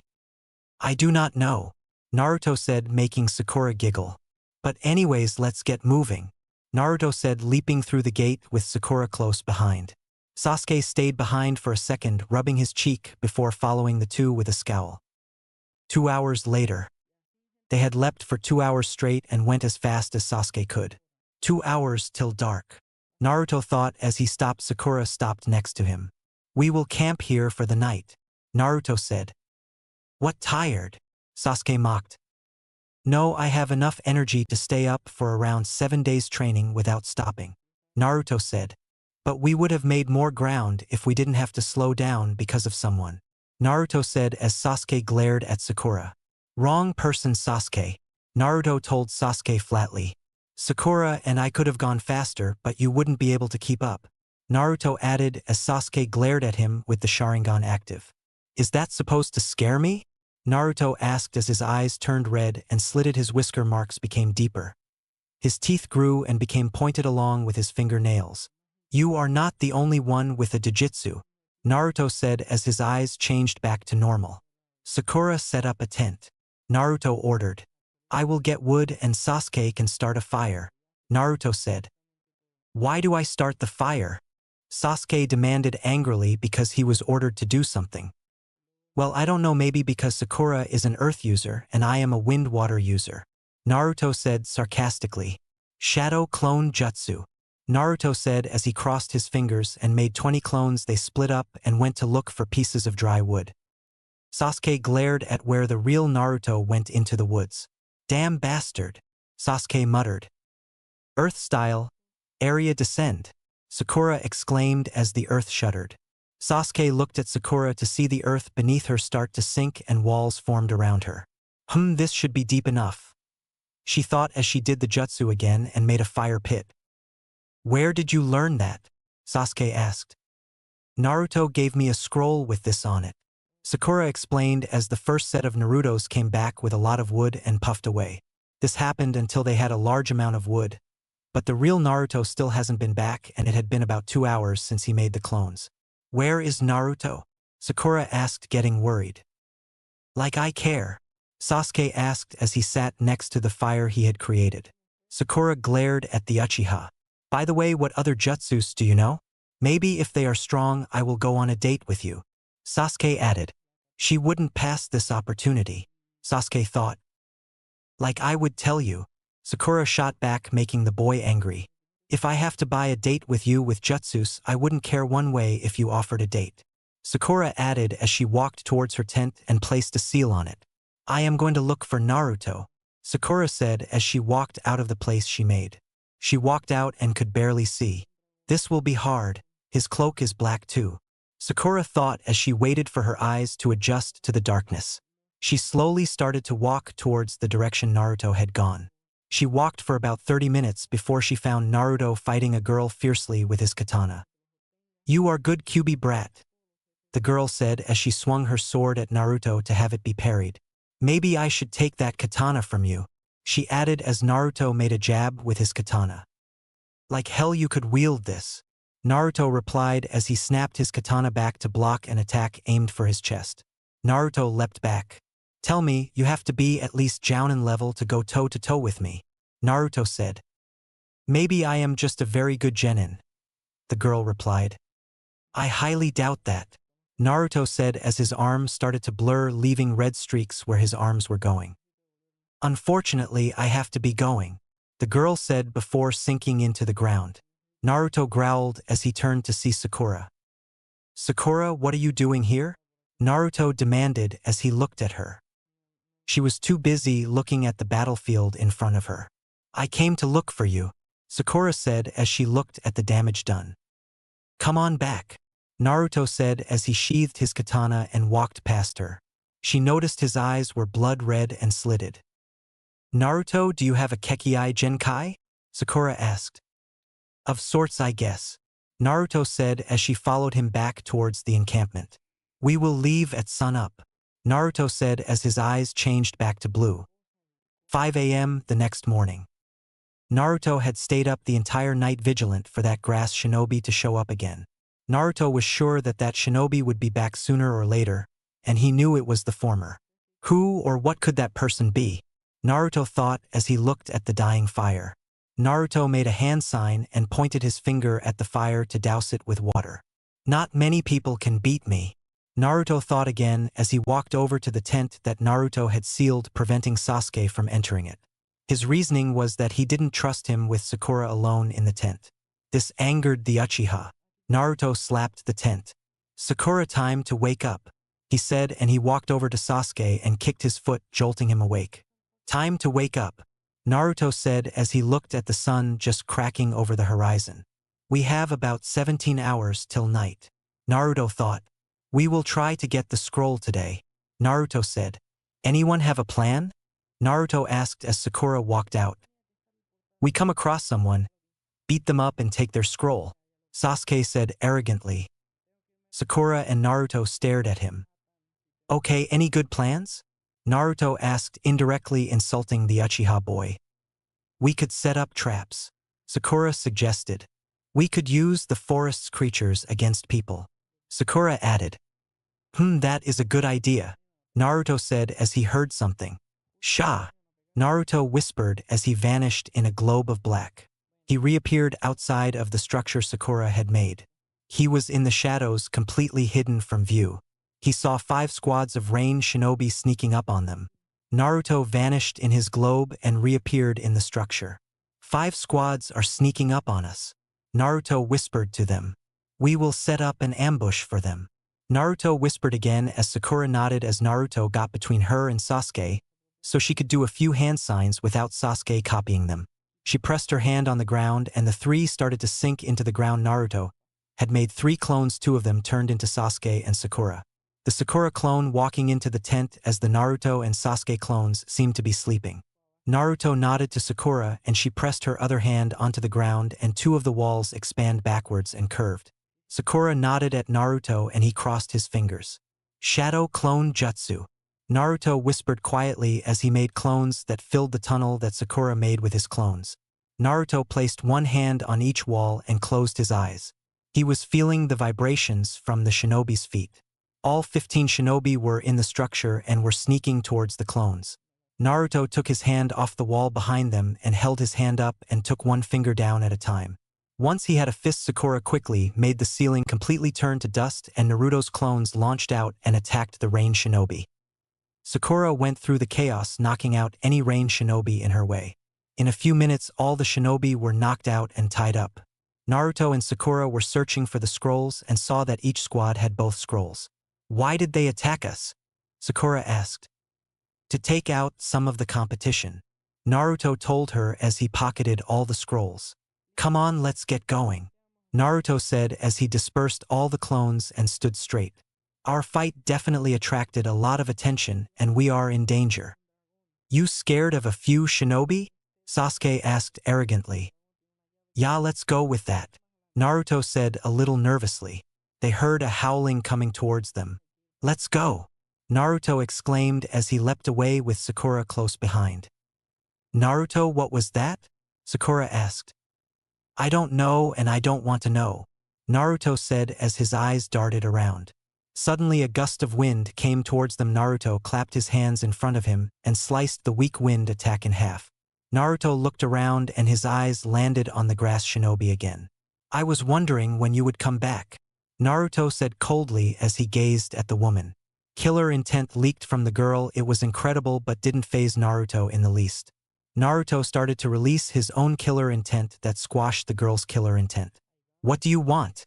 Naruto asked as he placed his hand on his katana. Kukuku, well, Naruto-kun, I just came to talk with Sasuke-kun, the girl said as Naruto got defensive. Naruto's eyes narrowed before launching forward and attacked the grass shinobi with his katana. Naruto started to dodge and block all of the shinobi's attacks. But Naruto knew that the shinobi was toying with him. What am I going to do? Naruto thought as the girl smirked. Oh well, the seal becomes visible when you tap into its chakra, the grass shinobi said, shocking Naruto enough. 5 elemental seal? The girl exclaimed as she slammed her hand into Naruto's stomach, making him cough up blood and slide to the ground unconscious. Sakura and Sasuke stared in amazement at the shinobi as she turned and smirked viciously at them. Well, Sasuke-kun, she said before attacking him. Sasuke couldn't track the shinobi's movement with his Sharingan active. He was suddenly rocketing towards the wall. My, if this is what the elite Uchiha clan is reduced to, I am saddened, the girl said, making Sasuke mad, which in turn made the girl smirk. Good, just a little more anger and I can place that seal on him, the girl thought. Maybe I should wake Naruto-kun up and fight him again. He did much better last night though, the girl added, and that did what she wanted. Killer intent was pouring out of the Uchiha boy. She smirked and suddenly her neck grew and launched towards Sasuke.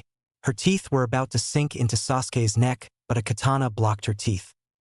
Don't think I'm out, Naruto gasped out as he aimed for the shinobi's elongated neck. Oh ho, you are quite feisty, but with your secondary chakra sealed away you are a weakling, the shinobi said as she slammed her fist into Naruto's stomach, making him cough blood up again. But he didn't pass out this time, so she kicked the side of Naruto's head, launching him into a tree head first. This knocked Naruto out cold. Now that he is out of the way, it is time for you, Sasuke-kun, the shinobi said as she released even more killer intent, freezing the two in place. The shinobi's neck extended and sank her fangs into Sasuke's neck and forced her tainted chakra into his neck, and a seal formed. Now I am done, the girl said as she sank into the ground and Sasuke fell over unconscious. Sakura was looking between Naruto and Sasuke, shocked that Naruto was beaten so easily. She shook her head and started to drag Naruto towards a tree that had its roots partially above the ground, creating a shelter that was hidden from view. She dragged Sasuke under it too and noticed the strange mark on his neck. I have to set up traps for anyone who attacks us, she thought as she started to lay out paper bombs and smoke bombs along with genjutsu traps that would lead the shinobi away from them. 20 hours later. It had been 20 hours since the fight and the two boys haven't even woken up.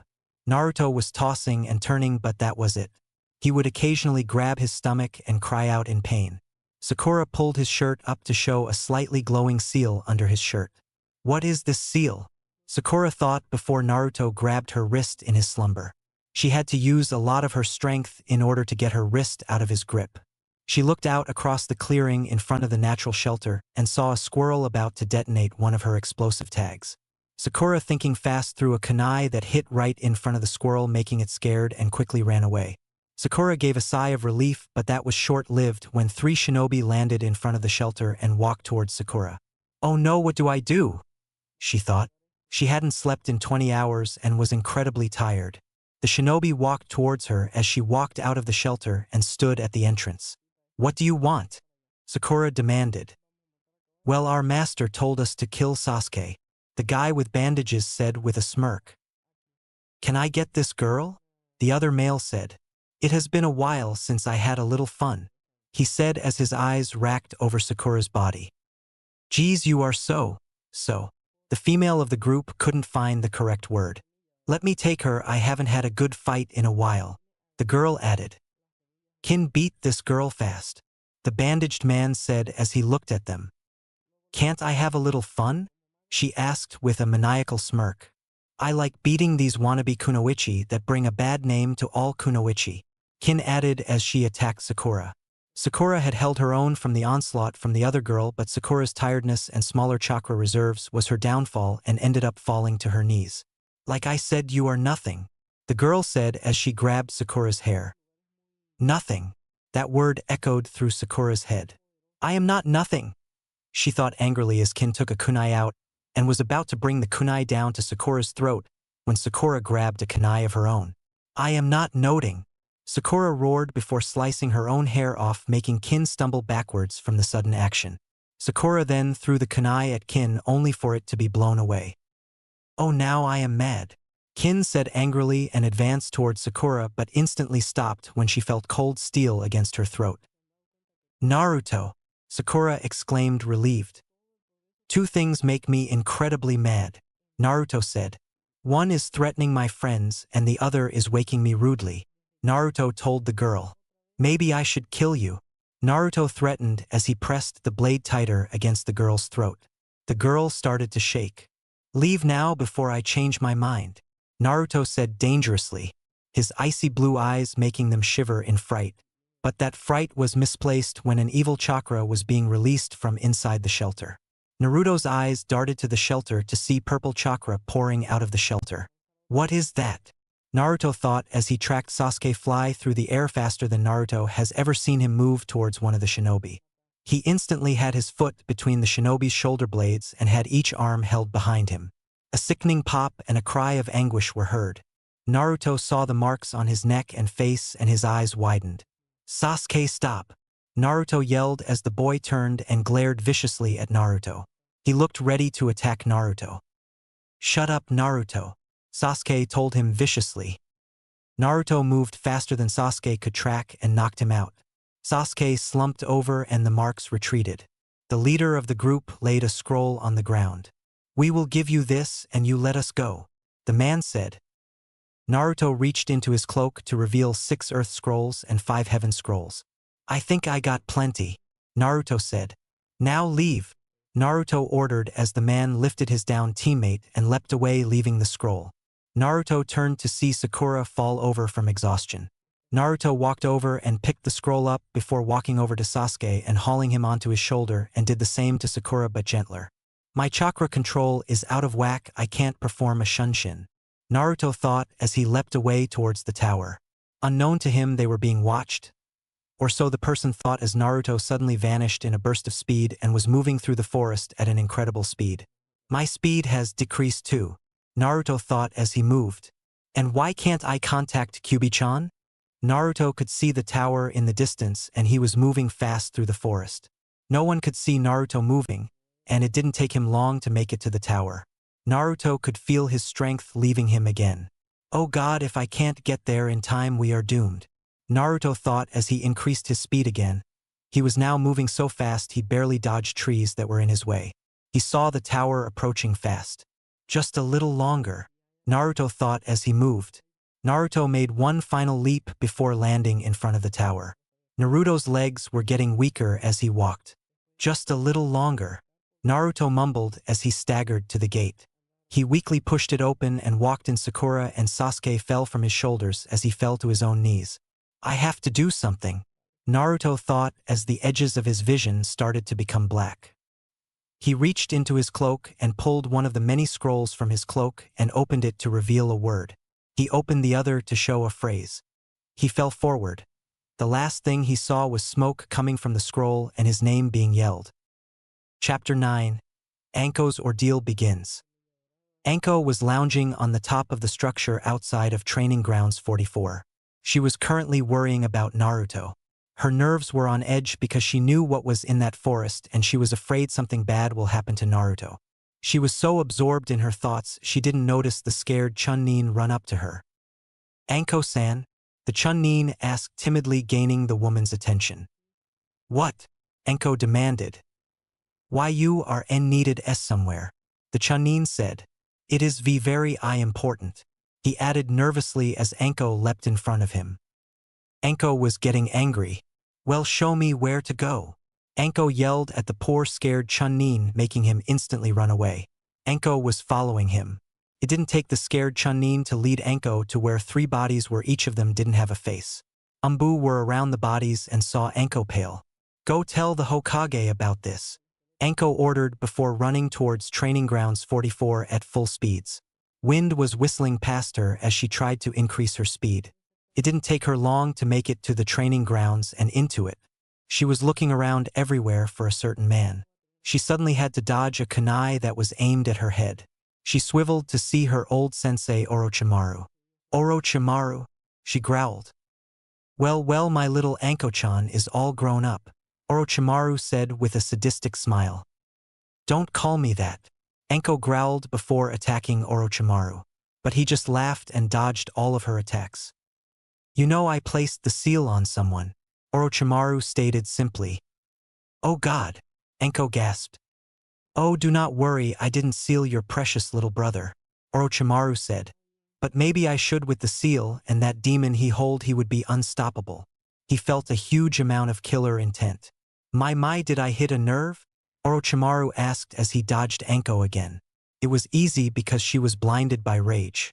He made a hand sign and Anko instantly dropped to her knees and grasped her neck and screamed in pain. "Now that you have calmed down, do not worry, I will not seal that weak brat," Orochimaru told her. "And I don't care if you tell Sarutobi-sensei about me," he added before leaving the crumpled Anko. "Oh, and Konoha will burn," he added before sinking into the tree. "I must tell the Hokage," she gasped through the pain in her neck. Anko weakly stood and started to stagger towards the edge of forest. She made it into a large clearing when 5 giant animals surrounded her. "I can't beat them all," Anko thought before falling forward unconscious. 2 hours later. Anko had been out for 2 hours. Her head was nestled onto a very comfy warm pillow. She snuggled up to the pillow and heard giggling. "Anko-chan, how do you like Irika-kuin's lap?" Anko heard her best friend Kurenai say. Anko's eyes snapped open and looked up to see a blushing Irika. She sat up instantly and couldn't meet anyone's eyes that were in the room. Her head snapped back up when she remembered everything.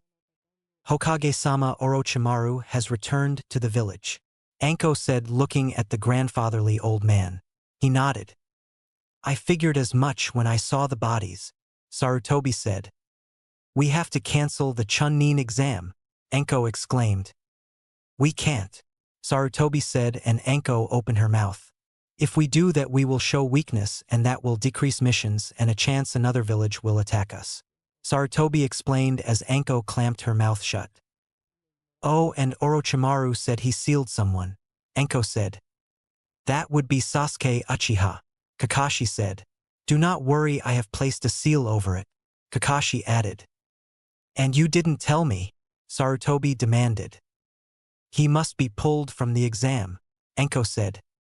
"I thought that quick actions would be best," Kakashi stated simply. "Do you know what that seal does to a human?" Anko demanded as she got in Kakashi's face. "When active, any person is more likely to kill someone no matter how nice they are. And while activated, the seal destroys the human brain, making them go insane," Anko told him. "The only reason I am sane is because I refuse to use the seal," Anko added.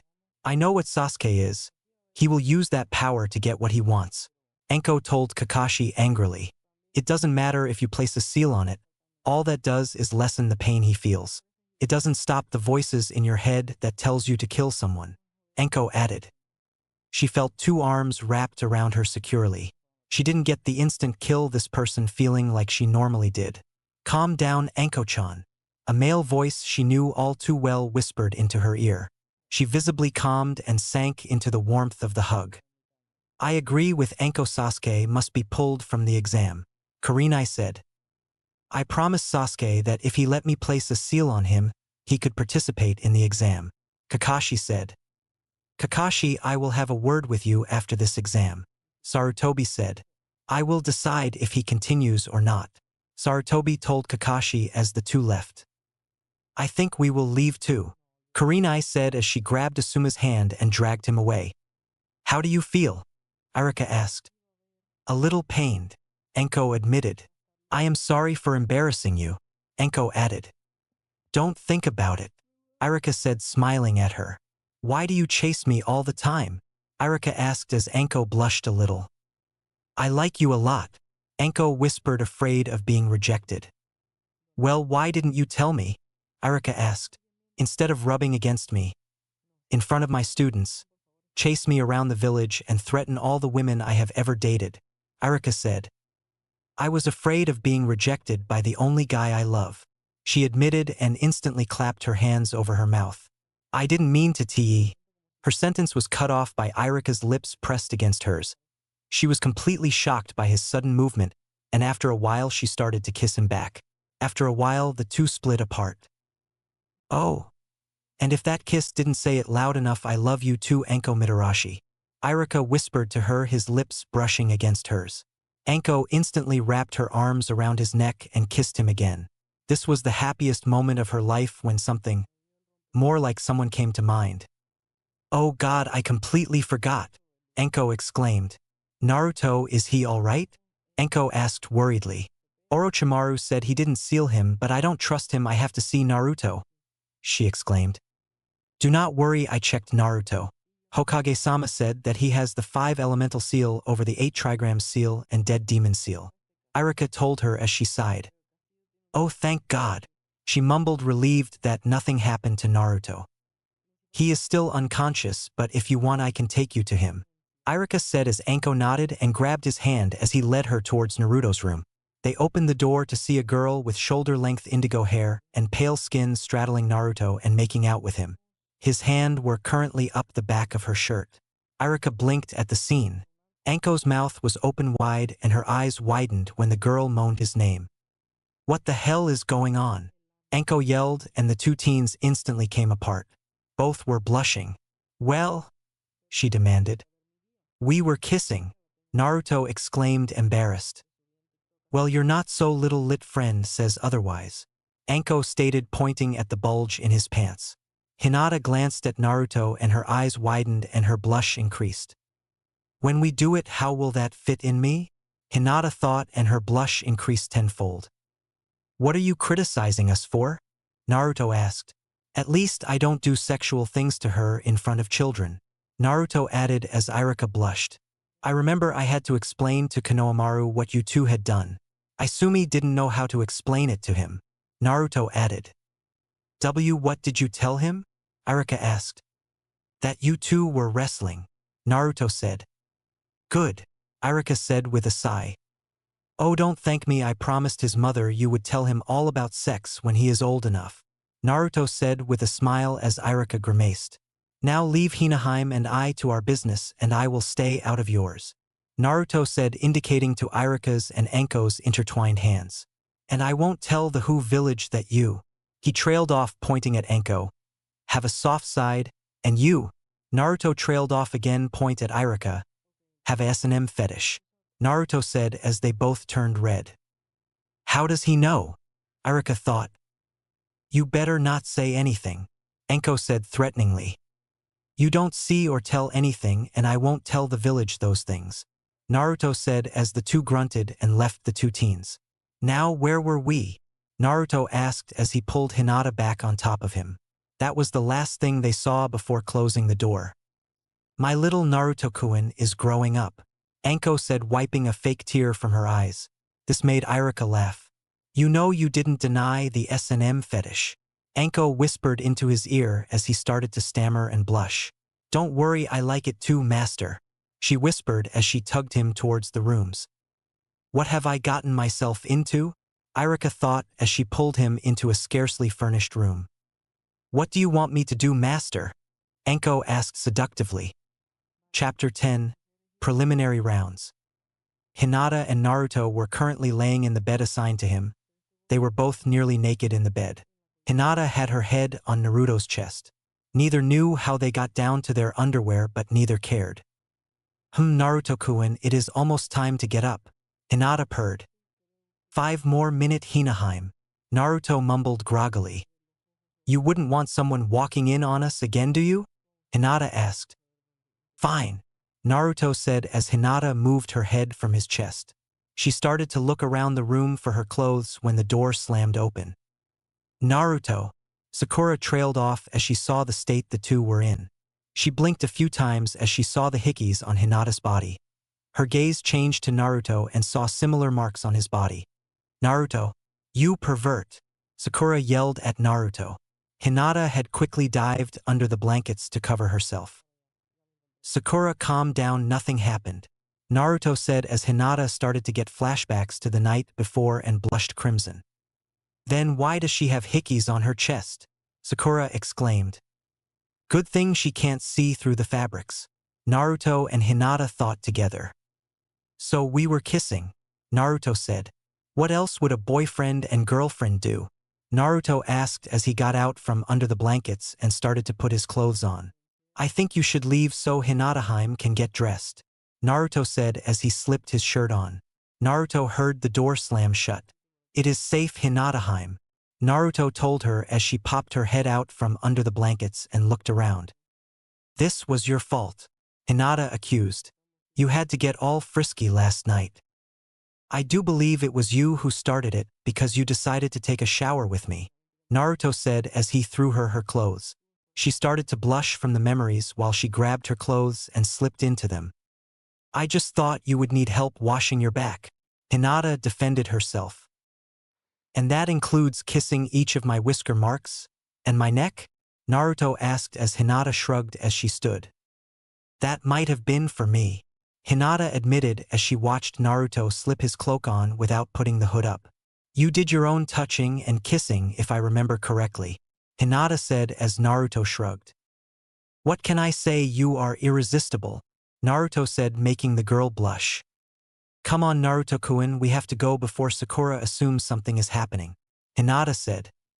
Okay, Naruto said as he watched Hinata reposition her hair to cover her hickeys. He opened the door to see Sakura on one knee with her ear where the door was. You call me a pervert when you are listening to Hinata and I? Naruto asked as the girl eeped.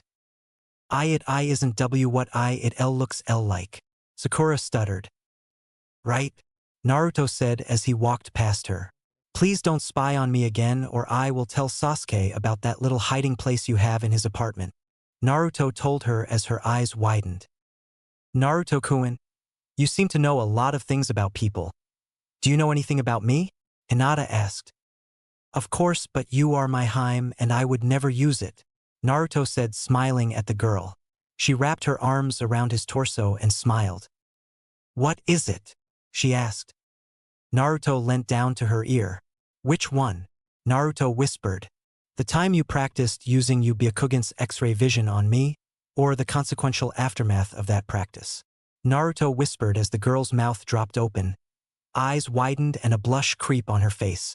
But do not worry, that will never make it to the public through me. That is a promise, Naruto said to the blushing girl. He saw me do that?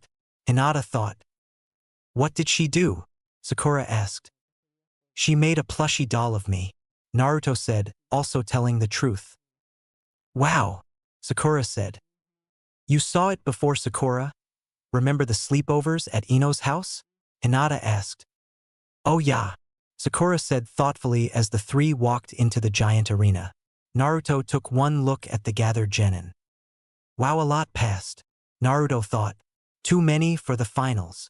He thought again. Thank you for joining us, Naruto-kun, Sarutobi said. You know, rough night last night, Naruto said as Hinata blushed and hid her face into Naruto's chest. I hope you spent it alone, Sarutobi said. Maybe I did, maybe I didn't, Naruto said indifferently as Hinata eeped. Sarutobi just shook his head before turning to the assembled genin. Since there are so many genin that passed this test, we will need to have a preliminary round, Sarutobi said. What? Kiba yelled. That isn't fair, weren't the last 2 tests hard enough? Kiba, shut up, Naruto said. The reason for the preliminaries is that there are too many genin for the actual finals. There will be hundreds of VIPs watching the finals and having at most. Naruto trailed off looking at all the teams. 21 people fight would take a long time. Naruto said calmly. Well said, Naruto-kun. Sarutobi said to him as Naruto bowed his head. So we will have a match that will cut you in half once again. Mind if I tell the rest? A jounin asked as Sarutobi nodded. I am Hideout Gecko. I will be the proctor of the finals, and now the rules will be the same for each. Death, knockout, or if I deem the opponent unable to battle will result in a win. He said. Anything goes in these matches. Naruto raised his hand. Can I talk with Sarutobi Jiji? Naruto asked. It will only take a second. Naruto said as the jounin nodded. Naruto leapt up next to Sarutobi and the other jounin. Jiji, I have a 5-pronged seal over my 8-trigram seal on my stomach. Could you remove it? Naruto asked. Sorry, Naruto-kun, but I am not good enough to remove that seal. But I do have a friend coming soon and he will remove it for you. Sarutobi said as Naruto nodded. Well, that sucks. My chakra control is like when I first became a genin again. Naruto said sadly before leaping back to the floor. What did you want to forfeit? Kiba asked, to which Naruto ignored him and went to Hinata's side. Naruto-kun, what is it? Hinata asked. Oh, nothing. Jiji can't remove the 5 elemental seal on my stomach. Naruto answered Hinata. Excuse me, lover boy, but can I continue? Hideout asked. You just want to continue so you can go see Yugaone-chan. Naruto said as he saw the jounin blush a little. Ahem. If anyone wants to drop out now, say so. Hideout said as Kabuto raised his hand. I would like to drop out. My left ear is deaf and I got pretty beat up in the last test. Kabuto said. Fine. Hideout said. Your names will be displayed on that screen and only myself and the 2 participants can be in the area. He said as the screen settled on 2 names.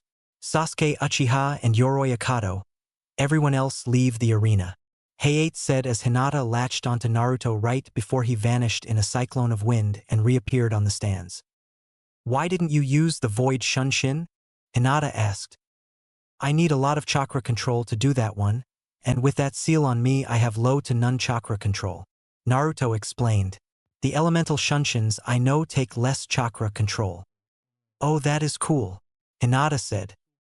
If you want I could teach you the water Shunshin. Naruto said. You have more than enough chakra control to do it. Naruto told her. I would like that, Naruto-kun. Hinata said. Let's watch the match. Naruto said as they turned right as the fight began. Wow, Sasuke actually knows taijutsu. Naruto said as Hinata giggled. Naruto could feel that Sasuke's chakra was lowering every time the man touched him. So he steals chakra like Shino. Naruto thought. Fire style. Fireball jutsu. Sasuke yelled before a giant fireball launched at Yoroi. Yoroi was able to dodge most of the attack, but his left arm and leg got caught up in the fireball. Yoroi dropped to the ground in agony. Hideout walked over to Yoroi and looked at him. Yoroi Akato is unable to continue. Sasuke Uchiha is the winner. Hideout said as he saw Sasuke start to sway and Kakashi easily catch him before he hit the ground. I highly doubt he used that much chakra. Hideout thought as he looked at the screen. He waited for the genin to be removed. Shino Aburame and Zaku Abumi come down. Hideout said as he watched Shino easily land on the arena floor. The Aburame clan are weak with taijutsu, and with the other kids' broken arms, this should be an interesting match. Hideout thought as he looked at the 2. Begin, he said as he watched Zaku pull one of his arms out of his sling and pointed it at Shino, who stood still. Shino has won. Naruto said simply as a gust of wind launched at Shino, who simply dissolved into bugs. Shino appeared behind Zaku and kicked him in the back. How do you know? Hinata asked. Activate your Byakugan. Naruto said as she followed his instructions and saw that Shino had some of his weakest bugs already in the tubes on Zaku. I saw one of his bugs fly over to Zaku. She watched as Zaku pulled his other arm out.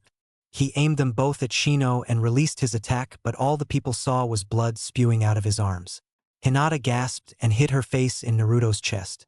Ouch, his arms exploded at the elbows. Naruto said as he rubbed Hinata's back. Winner Shino Aburame. Hideout said as the medics removed Zaku and Shino went up to the deck. You have become very observant, Naruto-san. Shino said as Naruto shrugged. It was easy to tell when you won when you already plugged his other arm up. Naruto said, smiling at the other boy. Kankuro and Misumi Tsurugu come down. Hideout said as Naruto watched the two walk down. Begin, he said as Misumi instantly stretched and encircled Kankuro's body. Give up, I can crack your neck at any time, Misumi said with a viscous grin. I won't lose to you, Kankuro said as everyone heard a loud crack and the man grinned and let go of Kankuro's body and watched as Kankuro stayed standing. Suddenly pieces of skin started to fall off of Kankuro's body to reveal a puppet. Suddenly the bundled puppet on the puppet's back unraveled itself to reveal the real Kankuro. The puppet instantly opened its chest and brought Misumi into it. He has lost, Kankuro said as 6 blades popped out. Winner Kankuro, Hideout said as he looked for the next participants. Sakura Haruno and Ino Yamanaka come down, Hideout said as the 2 girls walked down. I am going to show how weak you are, forehead, and I will take Sasuke's love, Ino said. Go ahead and take him, pig, Sakura said. If you know any powerful jutsus, I am sure he would love to take you on a date, Sakura said as Naruto chuckled at her response. Sakura-chan, may your flames of youth burn brightly, Sakura and Ino heard. Sakura had a small blush dust her cheeks. At this point Naruto had started laughing. Who is that forehead? Ino asked. None of your business, pig, Sakura said. Are you two done? Hideout asked as the 2 girls nodded. Begin, Hideout said as the 2 launched at each other and went into a taijutsu match. Everyone could see that Sakura had Ino beat in a taijutsu fight. The fight lasted for a minute before Sakura punched Ino in the stomach, making her fly backwards. Ino skidded to a stop a little ways away. Unknown to Sakura, Ino had finished a quick set of hand signs. Ninja art, mind body switch, Ino exclaimed as the jutsu hit Sakura and Ino's body slipped to the floor. Ino will be thrown out in 3 to 1, Naruto said as Ino coughed up blood and shot up. How did you know that? Hinata asked. Sakura has strong mental strength, Naruto said as people listened to him. Oh, Hinata replied as she saw Sakura going through a set of hand signs she knew. Naruto, you didn't, Hinata gasped. She told me she didn't have it down, Naruto said, equally stunned. Cherry blossoms, Sakura exclaimed as she finished the genjutsu. What is going on? Ino asked as hundreds of Sakura trees appear. Your loss, she heard Sakura whisper into her ear as cuts started to appear on her body. Soon the genjutsu dissipated and Ino swayed with a lot of cuts covering her body. Sakura was gasping for breath before the 2 fell backwards unconscious. Naruto appeared behind Sakura and caught her. Double knockout, neither participants will continue, Hideout said as Sakura started to stir. She looked up at Naruto and smiled. Did I do good? Sakura asked. Good, but I think I am going to get in trouble, Naruto said as the 2 vanished and Naruto had her in his arms as he laid her against the wall right as she passed out again. Naruto looked and saw Anko, Kurenai, Kakashi, and Sarutobi walking towards him. Naruto stood and turned to them. Naruto, you are in trouble, Kakashi said.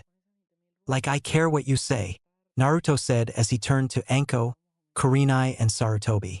Yeah, I know teaching Sakura the shadow clone jutsu is bad. But I know she has enough chakra control and reserves to make 1 clone, Naruto said. She could have died, Naruto, Kurenai said. She is only a genin, she added. So am I, but I can make hundreds, sometimes thousands of clones, Naruto said simply. You are a different circumstance, Sarutobi said. Why, because I have Kyuubi in me? Naruto asked loud enough for Hinata to hear. The 4 looked nervously at Hinata, who was completely unfazed. Oh, she knows about Kyuubi, Naruto added. Yes, that is exactly why, Sarutobi said. Well, I can sense the amount of chakra people have and I know her chakra control levels and I knew she could handle 1 clone, Naruto defended. You can sense chakra? Anko asked. No wonder I can't beat you up anymore. Can I watch the matches? Naruto asked. I want to know about my competition, Naruto said. Fine, Sarutobi said. But we aren't finished here, he added before walking away. Naruto turned to see Tenten fall onto Tamari's fan, her back bending in an almost impossible way. Damn, Naruto said. She uses wind, Naruto-kun, Hinata told him as Naruto nodded.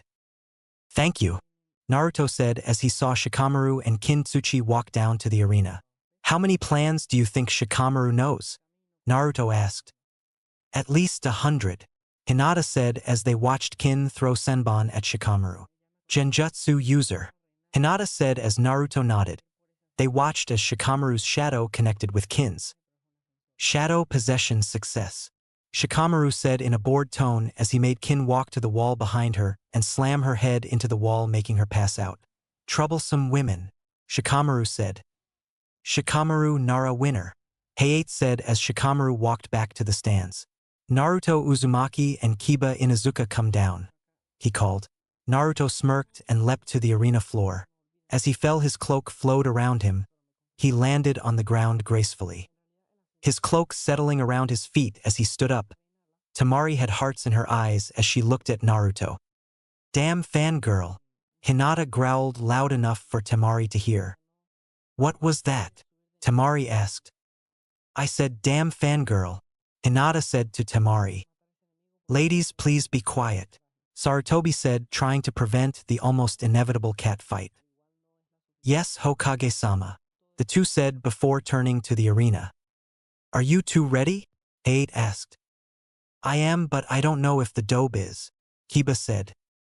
Like I am scared of a mutt and his master, Naruto said.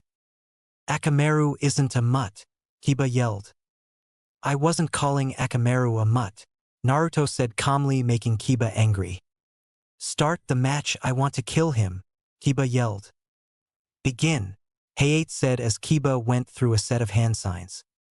This will be over in one move, Kiba said as he dropped to all fours. Four-legged jutsu, Kiba exclaimed before disappearing and hitting Naruto. They watched as Naruto grabbed each of his hands and slid back a few inches. One move, huh? Naruto asked. I could see you moving, Naruto said before he vanished, and Kiba was barely able to block an attack that sent him sprawling to the ground. My speed has decreased too, Naruto said as he vanished again and repeatedly attacked Kiba as Akamaru tried to help. Wow, this is so boring, Naruto said as he looked at the battered Kiba, who was somehow still standing. I will take Hinata from you, Kiba gasped. Bad thing to say, Kiba, Naruto said as Kiba threw a soldier pill to Akamaru, who started to turn red and jumped onto Kiba's back as he made a hand sign. Man, beast, clone, he exclaimed as Akamaru turned into a copy of Kiba. Dual piercing fong, Kiba yelled as Akamaru and Kiba started spinning towards him. Naruto yawned and flicked his wrist, creating a large gust of wind that knocked Akamaru and Kiba into the wall, knocking them out. Ops, forgot my chakra control sucks, Naruto said, sticking his tongue out and bonking his head. Hinata chuckled and shook her head at her boyfriend. Winner Naruto Uzumaki, Hideout said as the medics came and retrieved Kiba and Akamaru. Naruto stretched his back and leapt up to the observer's deck. I wanted to toy with him some more, Naruto said a little disappointedly. Oh, Naruto-kun, Hinata said with a smile before hugging him as Tamari glared daggers into Hinata. Hinata looked over Naruto's shoulder to see Tamari glaring at her and stuck her tongue out at Tamari. Hinata Hyuga and Niji Hyuga, please come down, Hideout called as Hinata begrudgingly pulled herself away from Naruto. She leapt to the arena floor and gracefully landed like Naruto had done. She faced her cousin. Hello, Niji and I-san, Hinata said as she saw him glare at her. Hinata-sama, Niji spat. You should give up, you are a weakling, Niji said, trying to play on her self-confidence issues. I am not giving up, Niji and I-san, Hinata said calmly. You can begin the match at any time, Hinata said. All right, begin, Hideout said as Niji dropped into the standard Hyuga gentle fist stance. Hinata dropped into a more relaxed version of the Hyuga gentle fist stance. Hey, you can't even do the stance correctly, Niji insulted. That is because this isn't the regular gentle fist stance, Hinata said as Niji attacked her. Hinata was easily dodging and deflecting Niji's hits while dealing her own onto Niji. Niji had activated his Byakugan at the beginning of the fight while Hinata has yet to activate hers. Hinata's Byakugan instantly activated and Hinata's stance lowered at the same time, her foot shot out knocking Niji off balance. Water gentle fist style. 64 water palms. Hinata exclaimed as water appeared onto her hands, as she went into the attacks shutting down Niji's chakra points and putting water into his joints, locking them up. Once she was finished with the attack, she felt her power pulse. Up in the stands, Naruto's eyes widened. Oh God, it is happening. Naruto gasped as Hinata fell to her knees while grasping her head. Please let that attack leave Niji incapacitated for long enough, Naruto thought as he looked at the two. Come on, Hinata-chan, Naruto thought as he felt a massive amount of chakra suddenly release from Hinata as her head snapped back. What is happening to her? Kurenai exclaimed. She has activated the Tenshi Byakugan, Naruto said as they watched as the chakra formed wings on her back. Ah! Hinata screamed as the back of her shirt and coat ripped apart as bones and flesh started to form on her back. Indigo feathers started to form on the wings on her back. What is happening to her? Kurenai demanded. The Tenshi Byakugan can only be activated by someone with a kind heart, and we all know that Hinata is the nicest person that you would ever meet, Naruto said. The nicer the person, the greater the power she will get, Naruto said as the chakra started to dissipate as the wings spread out to a total of 6 feet on each side. Her power level is now close to my own, Naruto said as he noticed Niji starting to get up. The wings folded onto Hinata's back. What happened to me? Hinata thought as she activated her Byakugan and she noticed she had lost her blind spot and the distance she could see was tripled. She stood as she felt something on her back. She looked behind herself to see the 2 indigo wings. Hinata turned right as Niji attacked and she instinctively blocked with her wings. She knocked Niji back with the wings and attacked again. Water gentle fist style. 128 water palms. Hinata yelled as she unleashed her attack onto the unsuspecting Niji, making him fall to the ground with every single one of his chakra points closed and all of his joints filled with water. Hinata was surprised because she could never do those attacks in succession without losing a lot of her chakra. Hideout was stunned at Hinata's new appearance. He shook his head. Winner Hinata Hyuga, he said as he noticed that Niji couldn't move. Naruto was cheering from up in on the deck. She turned and leapt gracefully up to the deck. She looked at Naruto with her now bright violet eyes. Naruto smiled at her before hugging her. You are not stunned, how come? Hinata asked. I knew you would activate the Tenshi Byakugan, Naruto said. What is the Tenshi Byakugan? Hinata asked. It not only advances you Byakugan, turning your lavender eyes to bright violet ones. You gain wings, and your chakra has skyrocketed, Naruto told her. And you didn't want to warn me? Hinata asked with her hands on her hips. Well, it is normally activated when you are 15 or 16, Naruto said.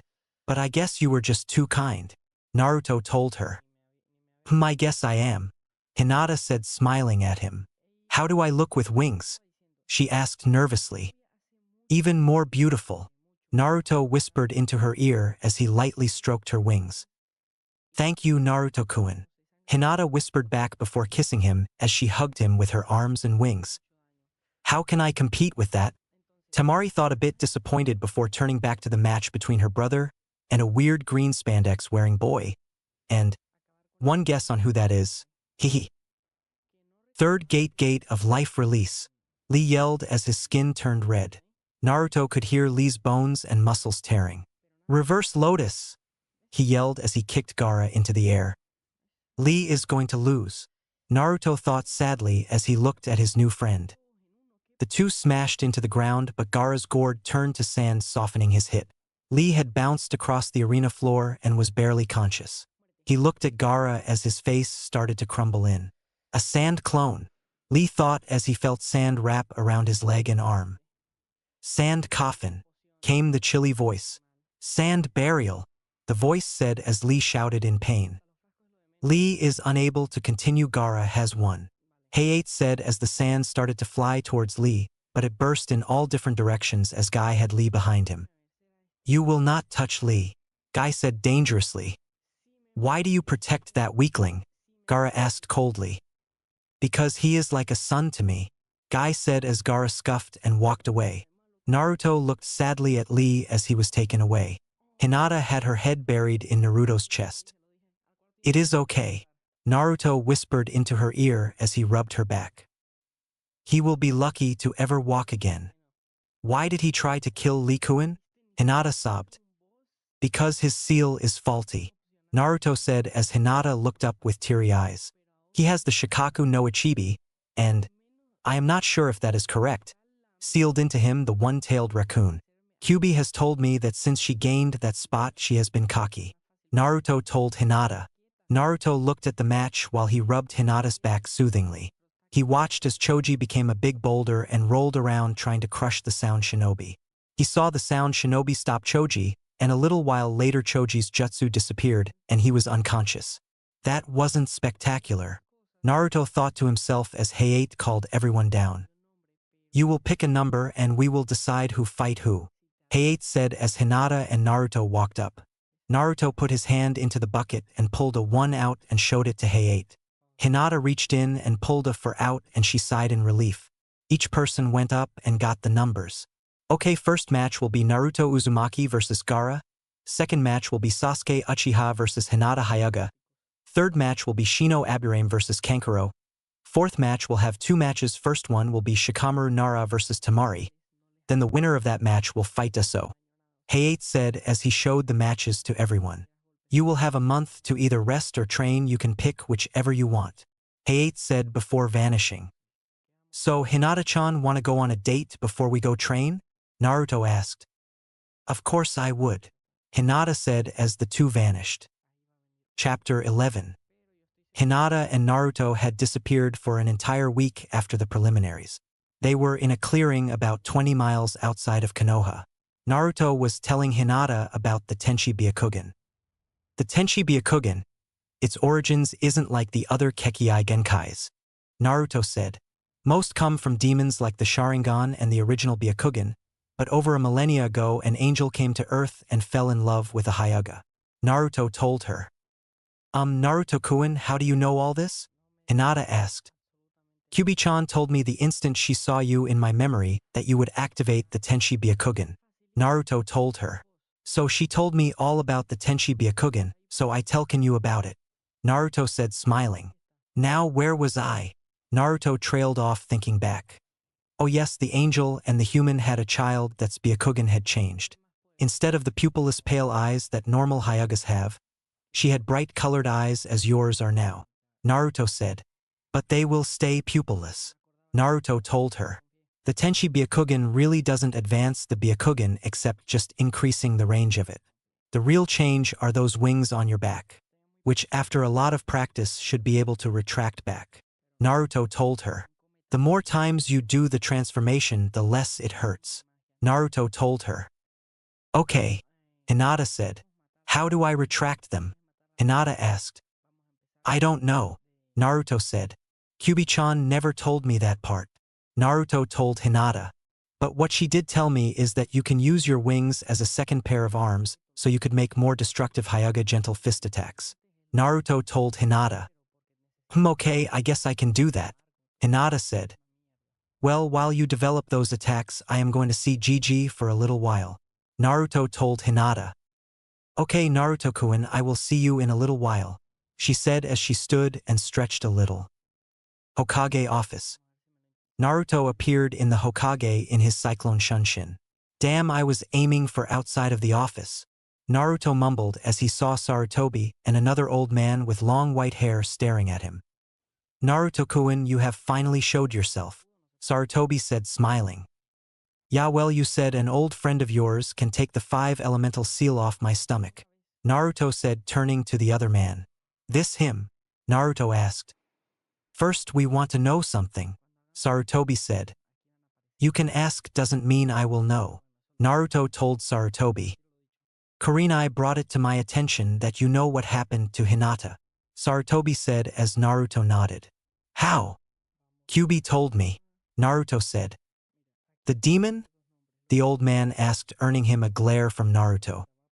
She isn't a demon, Naruto said. She is the queen of summons. Well, that is news to me, the old man said. Now will you remove the damned 5 elemental seal? Naruto asked. Sure, the old man said. Well, now I can't kick the crap out of you for peeping on my mother, Naruto said as the 2 old men froze. Who told you about her? Sarutobi asked. Funny thing about gaining full control over the creature sealed in you, Naruto said. You can gain memories from the previous container, Naruto said. Now can you remove the seal, so I can get back to Hinata and train with her? There is a chance that you will have to face her in the semifinals and you are training with her? Sarutobi asked as Naruto let a low chuckle loose.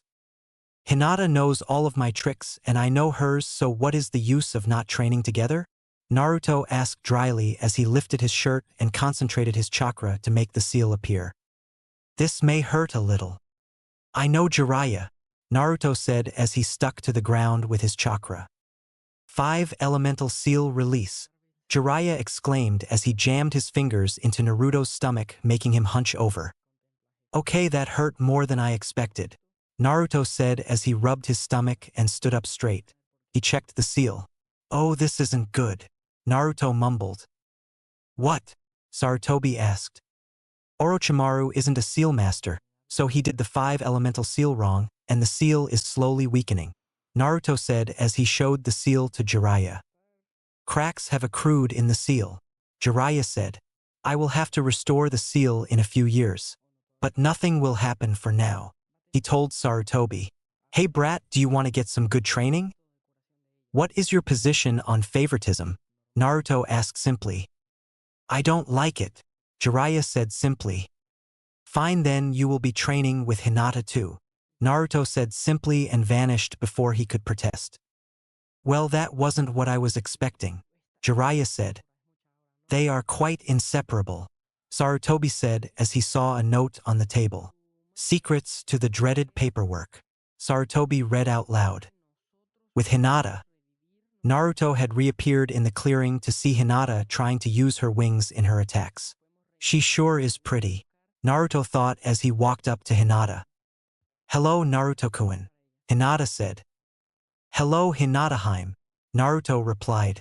Well, I am going to talk with Kyuubi-chan about the Tenshi Byakugan, Naruto said, smiling at the girl. Okay, Naruto-kun, Hinata said as she watched him sit cross-legged and close his eyes. Naruto's mindscape. He opened his eyes to see the forests in his mind. He saw a kitsune woman sleeping against a tree.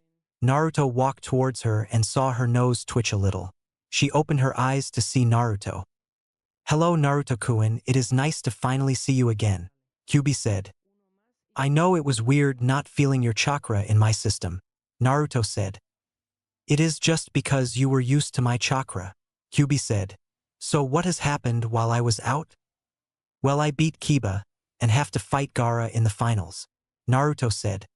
Hinata activated her Tenshi Byakugan abilities, Naruto added. And I will be training with Jiraiya. Ero Sennin? Kyuubi asked. That is a good name for him, Naruto said thoughtfully. I know Kushina called him that all the time, Kyuubi said. I am going to teach you how to summon me, so I can train Hinata-chan in the abilities of the Tenshi Byakugan. She told him. Do these hand signs, she told him, showing the hand signs. Bite your thumb, then press your palm against the ground. You will need to use a bit of my chakra to summon me, but in time you will be able to summon me with your own chakra, Kyuubi told him. Okay, Naruto said as he closed his eyes. Real world. Naruto opened his eyes to see that Hinata had snuggled up to him while he was in his mindscape. Naruto blinked a few times. Comfy? Naruto asked as Hinata eeped and jumped a little. She turned to Naruto with a small blush on her cheeks. Of course, she told him. Well, Kyuubi wants me to summon her, so she can train you in the Tenshi Byakugan, Naruto said. So, could you get off my lap? Naruto asked. I don't wanna, Hinata said with a little pout. Naruto smirked and kissed her on the lips, making her smile into the kiss. I guess I can get up for a second, Hinata said as Naruto pulled back. Is this going to be a common thing this month? Naruto asked. Most likely, Hinata said, smiling innocently. Fine by me, Naruto said, smiling as he did the hand signs and pressed his hands to the ground to have a puff of smoke appear. Naruto looked and saw that Kyubi was standing in front of the two. Hinata-heim, I would like you to meet Kyubi-chan, Naruto said. It is nice to finally meet you, Hinata-chan, Kyubi said, bowing to the girl. Naruto-kun never told me she was this beautiful, Hinata thought. Hello, Kyubi-chan. Well, Hinata-chan, I will be your temporary sensei for the next few weeks, Kyubi told Hinata. You might feel like you will die, but I have rarely seen it happen. Stop scaring her, Naruto said simply as Hinata hid behind him. Come on, Hinata-chan, don't worry, we will just start simple exercises today, Kyubi told Hinata as she dragged the girl away. I hope Kyubi doesn't go too hard on Hinata tonight, Naruto thought before shrugging. Naruto sensed something. Ero-sennin, you can come out now, Naruto called as he heard rustling and saw Jiraiya walk out into the clearing. Good senses and, don't call me that, Jiraiya yelled. Yeah, not going to happen, Naruto said. Well, I am going to teach you a very power and very destructive ninjutsu, Jiraiya told Naruto. I do like powerful and destructive ninjutsus, Naruto said, making Jiraiya sweat drop. So what is it? Naruto asked. Jiraiya bit his thumb and went through some hand signs and pressed his hand against the ground. Summon, he exclaimed as a toad as tall as him appeared. The summoning jutsu? Naruto asked. I summon Kitsune, Naruto told him. Jiraiya blinked a few times. You signed the Kitsune summoning contract? Jiraiya asked. Summoning contract? Naruto asked. You mean you can summon Kitsune and you didn't sign the summoning contract? Jiraiya asked as he pulled out a large scroll. You might be able to sign the toad summoning scroll and be able to summon both, Jiraiya added as he unrolled the scroll. All you need to do is sign your name in blood and make this sign in your blood, Jiraiya said, pointing to the signs that the other people did. Minato Namikaze was a summoner too? Naruto asked. Of course, I mean he was my apprentice, Jiraiya said proudly. Cool, Naruto said as he signed his name and made the sign. They watched as the blood seeped into the scroll. Jiraiya smiled. Congratulations, you are the first to be able to summon 2 different summons at once, Jiraiya said. Now for your training to begin, Jiraiya said. Oh boy, Naruto said. I want you to gather your chakra and summon a toad, Jiraiya said. Okay, Naruto said as he went through the hand signs. Summon, Naruto exclaimed as he pressed his hand onto the ground. 2 small puffs of smoke appeared. One was a small orange toad and the other with a small blue kitsune. Who would summon me? The two asked together before looking at each other. The kitsune looked up to see Naruto. Ah, Naruto-sama, the kitsune said, bowing to Naruto. I am Krona no Kitsune, the kitsune told Naruto. Hello, Krona, Naruto said as he turned his attention to the toad. Hey, I am Gamakichi, the son of the boss toad Gamabunta, Kichi said. I am in line to become the boss toad. In about 3 years, I will be the size of a small house, Kichi said. Me too, Krona said. And I will gain my second tail. Cool, Naruto said. Well, if that is it, I will need to get back, Naruto-sama, Krona told Naruto. Me too, man, Kichi said. Okay, bye, Naruto said as the 2 summons puffed away. Those 2 seem cool, Naruto thought. You need to put more chakra into it, Jiraiya said. I know, but I want to meet each size toads and kitsune as I go, Naruto said. I don't want to summon Gamabunta on the first time. Good idea, Jiraiya said. Summon, Naruto exclaimed as he pressed his hand onto the ground. 2 more larger puffs came up. The kitsune was the size of a small cottage and had 2 tails. The toad was gray and had the size of a small house. The 2 looked at Naruto. Who are you? The toad asked. This is Master Naruto Uzumaki, you dolt, the kitsune said. Naruto-sama, I am Narma no Kitsune, the kitsune said as she bowed to Naruto. I am Gamatoten, the toad said. Hello Narma and Gamatoten, Naruto said bowing to the two. Why don't you two tell me more about yourselves? Naruto asked. I am used for recon, Narma told Naruto. I have the rare ability to change my size from its current size to a smaller form. I haven't mastered it like Kyubi-sama has, but who will write? Narma said. I am sure if you train long enough you will get it, Naruto said smiling at the kitsune. I am flattered you think so highly of me, Narma said. Stop blushing, Gamatoten teased. I like most toads my size or larger is either used for speed or destruction, he told Naruto. I wasn't blushing, Narma yelled indignantly. Whatever you say Narma-chan, Gamatoten said. I hate you Toten-kun, Narma exclaimed. Why do I have the feeling that the two knew each other before this? Naruto asked as Jiraiya nodded. Maybe I should sit on you like I did when we were smaller? Gamatoten asked. Try it and I will bite you in the ass again. I will give you a matching scar, Narma threatened. Can you two dispel so I can summon the next pair? Naruto asked. Of course Naruto-sama, Narma said before puffing away. CYA Naruto, the toad said before vanishing. Well, that was odd, Naruto said. Yeah, Jiraiya said. How did you get so good of chakra control? Oh, once I learned the walking on water technique, I learned how to bring the chakra I gain from my shadow clones in through just one chakra point. It increases my chakra control in leaps and bounds, Naruto explained. On to the next set, then that will be it for me for the day, Naruto told Jiraiya. I am surprised you can summon this many in a row, Jiraiya told him. Summon, Naruto exclaimed as two more summons appeared. A kitsune the size of a large house and a toad the size of a medium-sized house appeared. Why was I summoned? The toad asked. I just wanted to meet the different toads and kitsune, Naruto said, gaining the two's attention. Oh Naruto-sama, the kitsune exclaimed. I am sorry I didn't notice you before. Don't think of it, Naruto said. So you are the Kyubi's container? The toad asked. Show respect, the kitsune exclaimed. I am Karna, the kitsune said, bowing Naruto. I am the largest one-tailed kitsune even though my power level is that of 3 tails to low 4 tails, Karna said. Why is that? Naruto asked. Just too lazy to attempt to get the tails, the fox said. You sound like a friend of mine, Naruto said. Well, I am Gamatara, the toad said simply. Well, it is nice to see you too, Naruto said before falling backwards unconscious. Well, seems he overexerted himself, came a feminine voice behind Jiraiya. He turned quickly to see a beautiful woman with 9 fox tails and 2 fox ears carrying an unconscious girl on her back.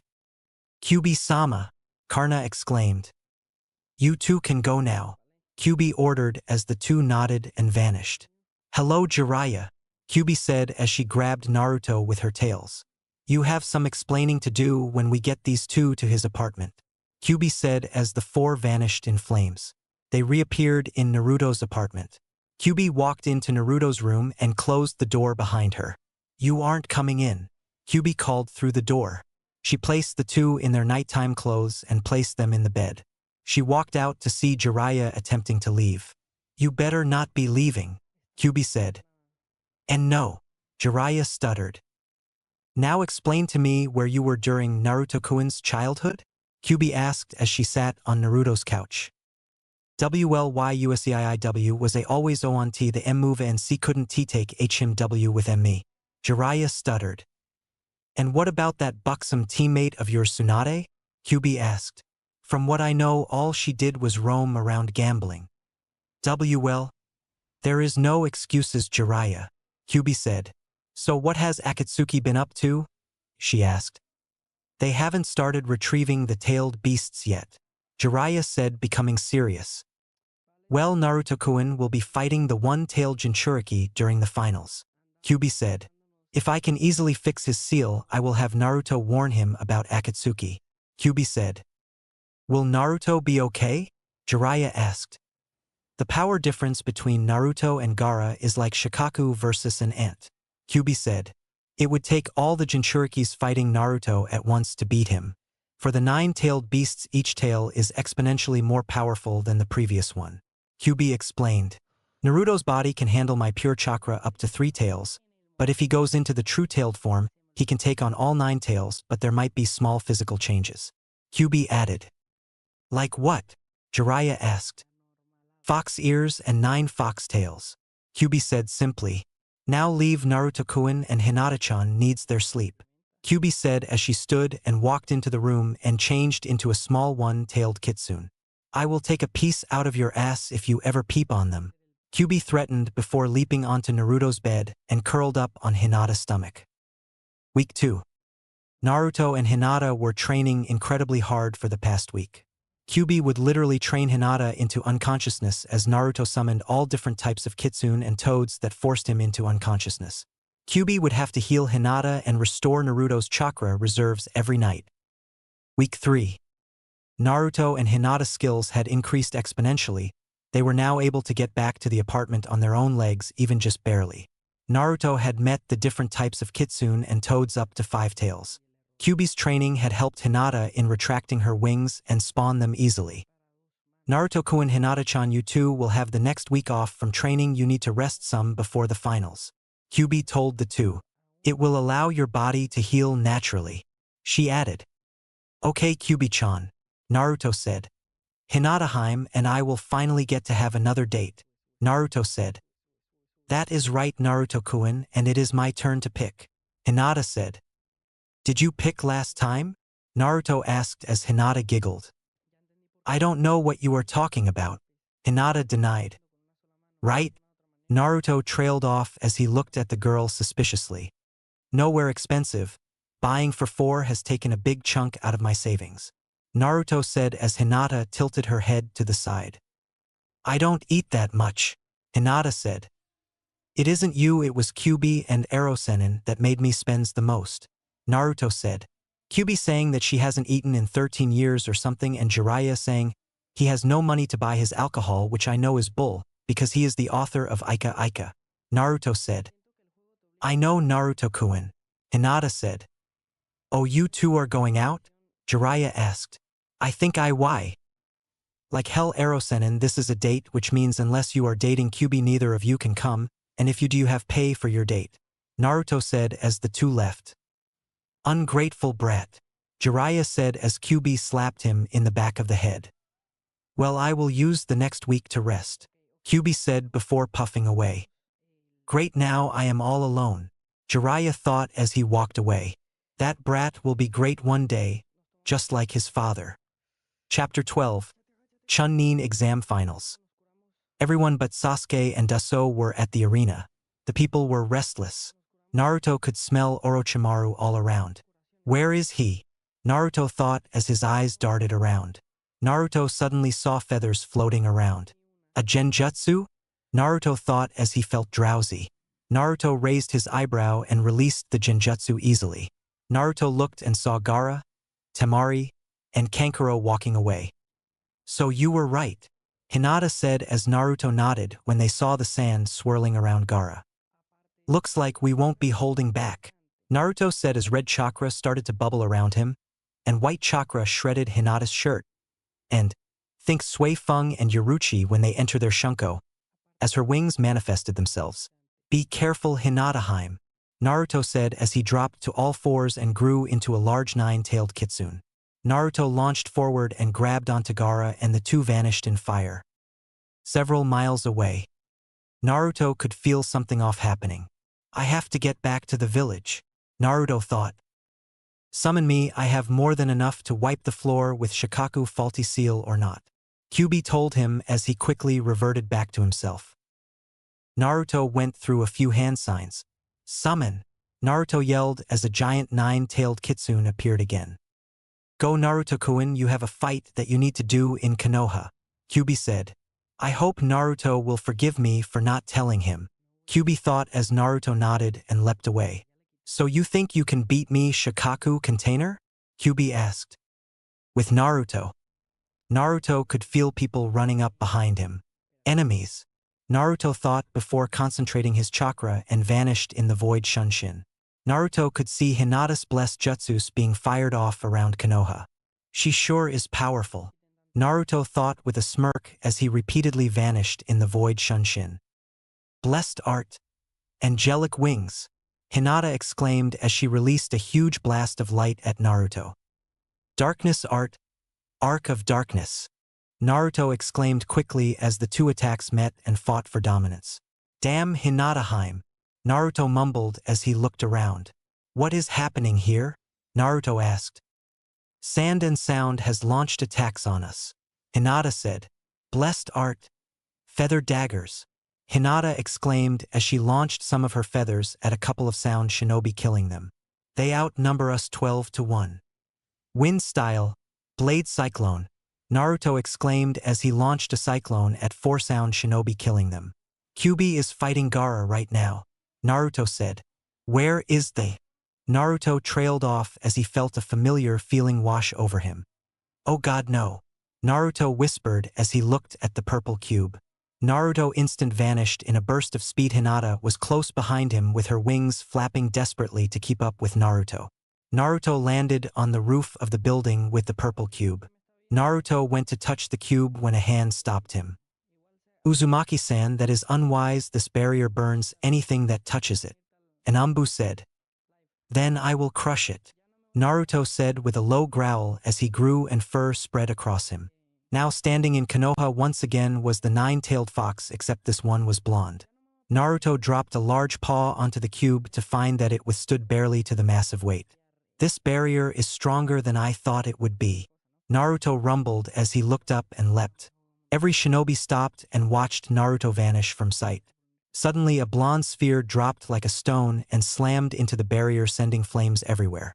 Cracks started to form in the barrier when suddenly is smashed into thousands of pieces. Naruto reverted back to his original form before Sarutobi fell too far. Why, old man, why did you use that jutsu? Naruto asked with tears in his eyes. I had to protect the Leaf Village, Naruto. Sarutobi said weakly. He saw that Naruto's eyes were blood red. Cuckoo Naruto-kun, I have a surprise for you, Orochimaru said before the Sound Four vanished with their master. Orochimaru! Naruto roared as red chakra started to boil around him. Naruto, watch out, Sarutobi said before falling limp. Naruto barely rolled out of the way before 2 figures slammed into the ground. Naruto rolled onto his feet and stood straight. He looked right at his attackers and all he saw was long blonde spiky hair and long bright red hair. No! Naruto whispered as the red chakra left him. Hello, Naruto-kun, the woman said. I wish we didn't have to meet in this way, she added as the 2 figures stood up. You have grown so much, Naruto-kun, the blonde added as he stood too. Every Konoha shinobi able to see the 2 figures stopped and stared. No, Naruto whispered again. Kushina-chan, I don't want to fight him, the man said. I know, Minato-kun, neither do I, Kushina told Minato. Blessed art. Thousand Feather Barrage. Hinata roared as she launched her attack at Kushina. Kushina had easily blocked all the attack. Naruto-kun, you will not fight alone in this fight, Hinata said, landing next to her beloved. Naruto could see Kushina and Minato struggling to fight the control. Who is this Naruto-kun? Kushina asked. This is my beloved Hinataheim, Naruto said. Hitomi-chan's daughter? Minato asked as he was losing the control. We don't have much longer to talk. Hinata, this is my fight, you have to stay out of this, Naruto said. These two are the strongest shinobi ever, he added, pulling his katana out, and Kushina gasped. Is that the Uzumaki katana? Kushina asked as Naruto nodded. Well, good luck, my little boy, Kushina said as Minato and Kushina attacked Naruto. He was blocking the attacks. He is already a master at the katana, Kushina thought as she unwillingly attacked him with her katana. Dad hasn't used the Hiraishin no Jutsu yet, Naruto thought. He must be fighting to keep from using that jutsu, Naruto thought again when he noticed something. He isn't using his tri-pronged kunai, he thought before slicing through one of Minato's kunai. Naruto closed his eyes. He can't possibly know that jutsu, Kushina thought as he held his katana out. I am sure Mom knows this jutsu, Naruto said. The true Kaiten, Naruto yelled as he started spinning, slicing Minato's last kunai and leaving a large gash in Kushina's katana. Minato had a soft smile on his face. You will become strong, Naruto-kun, just like me. No, not like me, you will be stronger, Minato said softly. I guess I will, Naruto said, wiping a few tears away. Naruto sidestepped an attack from Minato and blocked an attack from Kushina. They are faster than me, Naruto thought as he continued to defend against his parents. Naruto was thinking of a plan as he defended against the two, looking for an opening. You will have to attack us at some point, Naruto-kun, Kushina said as she attacked. Now, Naruto thought. I don't want to kill you, but I will have to, Naruto said before he held his arms out to the sides and felt the Minato's kunai and Kushina's katana pierce his stomach. Naruto coughed up blood on the two as he wrapped his arms around the two. I love you too, Naruto said with blood dripping from his mouth before stabbing his katana and a kunai into the bases of Minato's and Kushina's head in an upward direction, slicing the anchor seal in their heads in half. He had tears in his eyes. We love you too, Naruto-kun, Kushina said as she felt her spirit leaving her. My son, protect Hinata-chan with your life, Minato said as the two fell backwards. Naruto still had the kunais and katana in his stomach as he tilted his head back and let out a mighty roar that stopped the fighting. Naruto, Hinata whispered as she felt her stomach drop. I will make you pay for this, Orochimaru, Naruto roared into the skies as everyone saw his tears streaming down his face. He felt two arms wrap around him from behind. Naruto-kun, I am here for you, Hinata whispered into his ear as she glanced at the wound in his stomach. Lie down, Naruto-kun, Hinata said as she laid him down. I am fine, Hinata-heim, Naruto said. Naruto, you have two kunai and a katana in your stomach, Hinata said dryly. I have had worse, Naruto said before quickly throwing his katana behind Hinata and embedded it guard deep into a sound shinobi's chest. I cannot stop just because I am wounded, Naruto said as he weakly stood. He gripped the guard of his mother's katana and pulled it out, spraying blood everywhere. Uzumaki-sama, Hinata-sama is correct, you cannot fight, Anbu said. Naruto was surprised. What did you call me?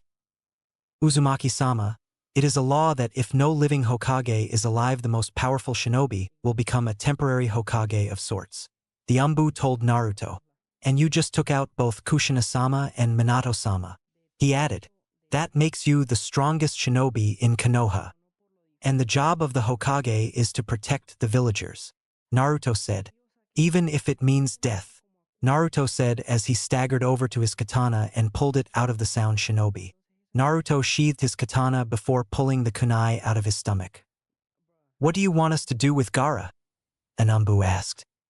Kyuubi is fighting him, he said when he felt Kyuubi's mental connection open. Naruto-kun, I wasn't able to beat him, I lost more chakra than I thought. He is about 5 minutes away, Kyuubi told him. I will have to fight him, Naruto said as he turned to the giant form approaching Konoha. Naruto held his stomach as blood started to flood from his mouth. Naruto-kun, I cannot heal you, my chakra is too low, Kyuubi told him. Okay, Naruto said as he spit out some blood. Hinata, go to the academy and protect the students, Naruto ordered. 3 Anbu go with her, he added as the nodded. Naruto turned to Gaara and leapt away, leaving a trail of blood behind him. How much before I pass out from blood loss? Naruto asked. 10 minutes at the most, Kyuubi told him as he made it to the walls of Konoha. He stopped and pulled his cloak and shirt off to reveal 3 puncture holes in his stomach. Naruto pulled some bandages out and quickly wrapped them up, trying to stop the blood flow. How about now? Naruto asked. Still 10 minutes, Kyuubi told him as he leapt away as he slipped his cloak on. You are bleeding internally and the bandages barely stem the flow of blood leaving you, Kyuubi told him. Now no more talking, this connection takes chakra too that I don't have right now, Kyuubi said as she cut the connection. Naruto coughed up more blood. Shit, she is right, Naruto thought as he appeared in front of Gaara. Haso Naruto Uzumaki has finally shown up to fight me, Gaara said before laughing like a maniac. I will stop you, Gaara, Naruto said as he looked at the giant form. He went through a series of hand signs as he dodged Gaara's sand attacks. Water style, water dragon jutsu, Naruto yelled as a giant water dragon went into the air. He started more hand signs. Lightning style, lightning wolf pack, Naruto yelled as the water dragon hit the giant raccoon soaking the sand in water. 40 lightning wolves leapt at Gaara's soaked form and electrocuted him, making him scream in pain. Naruto held his arm out. Wind style, great cyclone, Naruto exclaimed as a cyclone blasted Gaara's sand, launching it away from him. Naruto was panting. I don't have much left, Naruto thought weakly as he panted. Nice work, Naruto Uzumaki, Gaara said as sand started to swirl around him again. Playing possum jutsu, Gaara yelled as he slumped forward. I am free, Shikaku yelled. I can't beat her alone, Naruto thought as he pressed his palm to his stomach. Please work, Naruto thought as he started a set of hand signs. Summoning jutsu, Naruto yelled as a huge puff of smoke appeared. Shit, that took up most of my chakra that I have left, Naruto thought as the bleeding intensified. He had been using his chakra to keep the bleeding down. Naruto gripped his stomach in pain. Looks like I will have frog legs for lunch, Shikaku roared. Boy, you sure do know how to pick your enemies. I mean, come on, the Shikaku? Gamabunta asked. Things happen, Naruto said. Gamabunta looked up at Naruto. What happened to you? He asked before dodging an air attack from Shikaku. I had to fight my mom and dad, Naruto said between coughing up blood. I need to wake the Jinchuriki to get rid of the Shikaku, Naruto added weakly. Can you hold her still? He asked.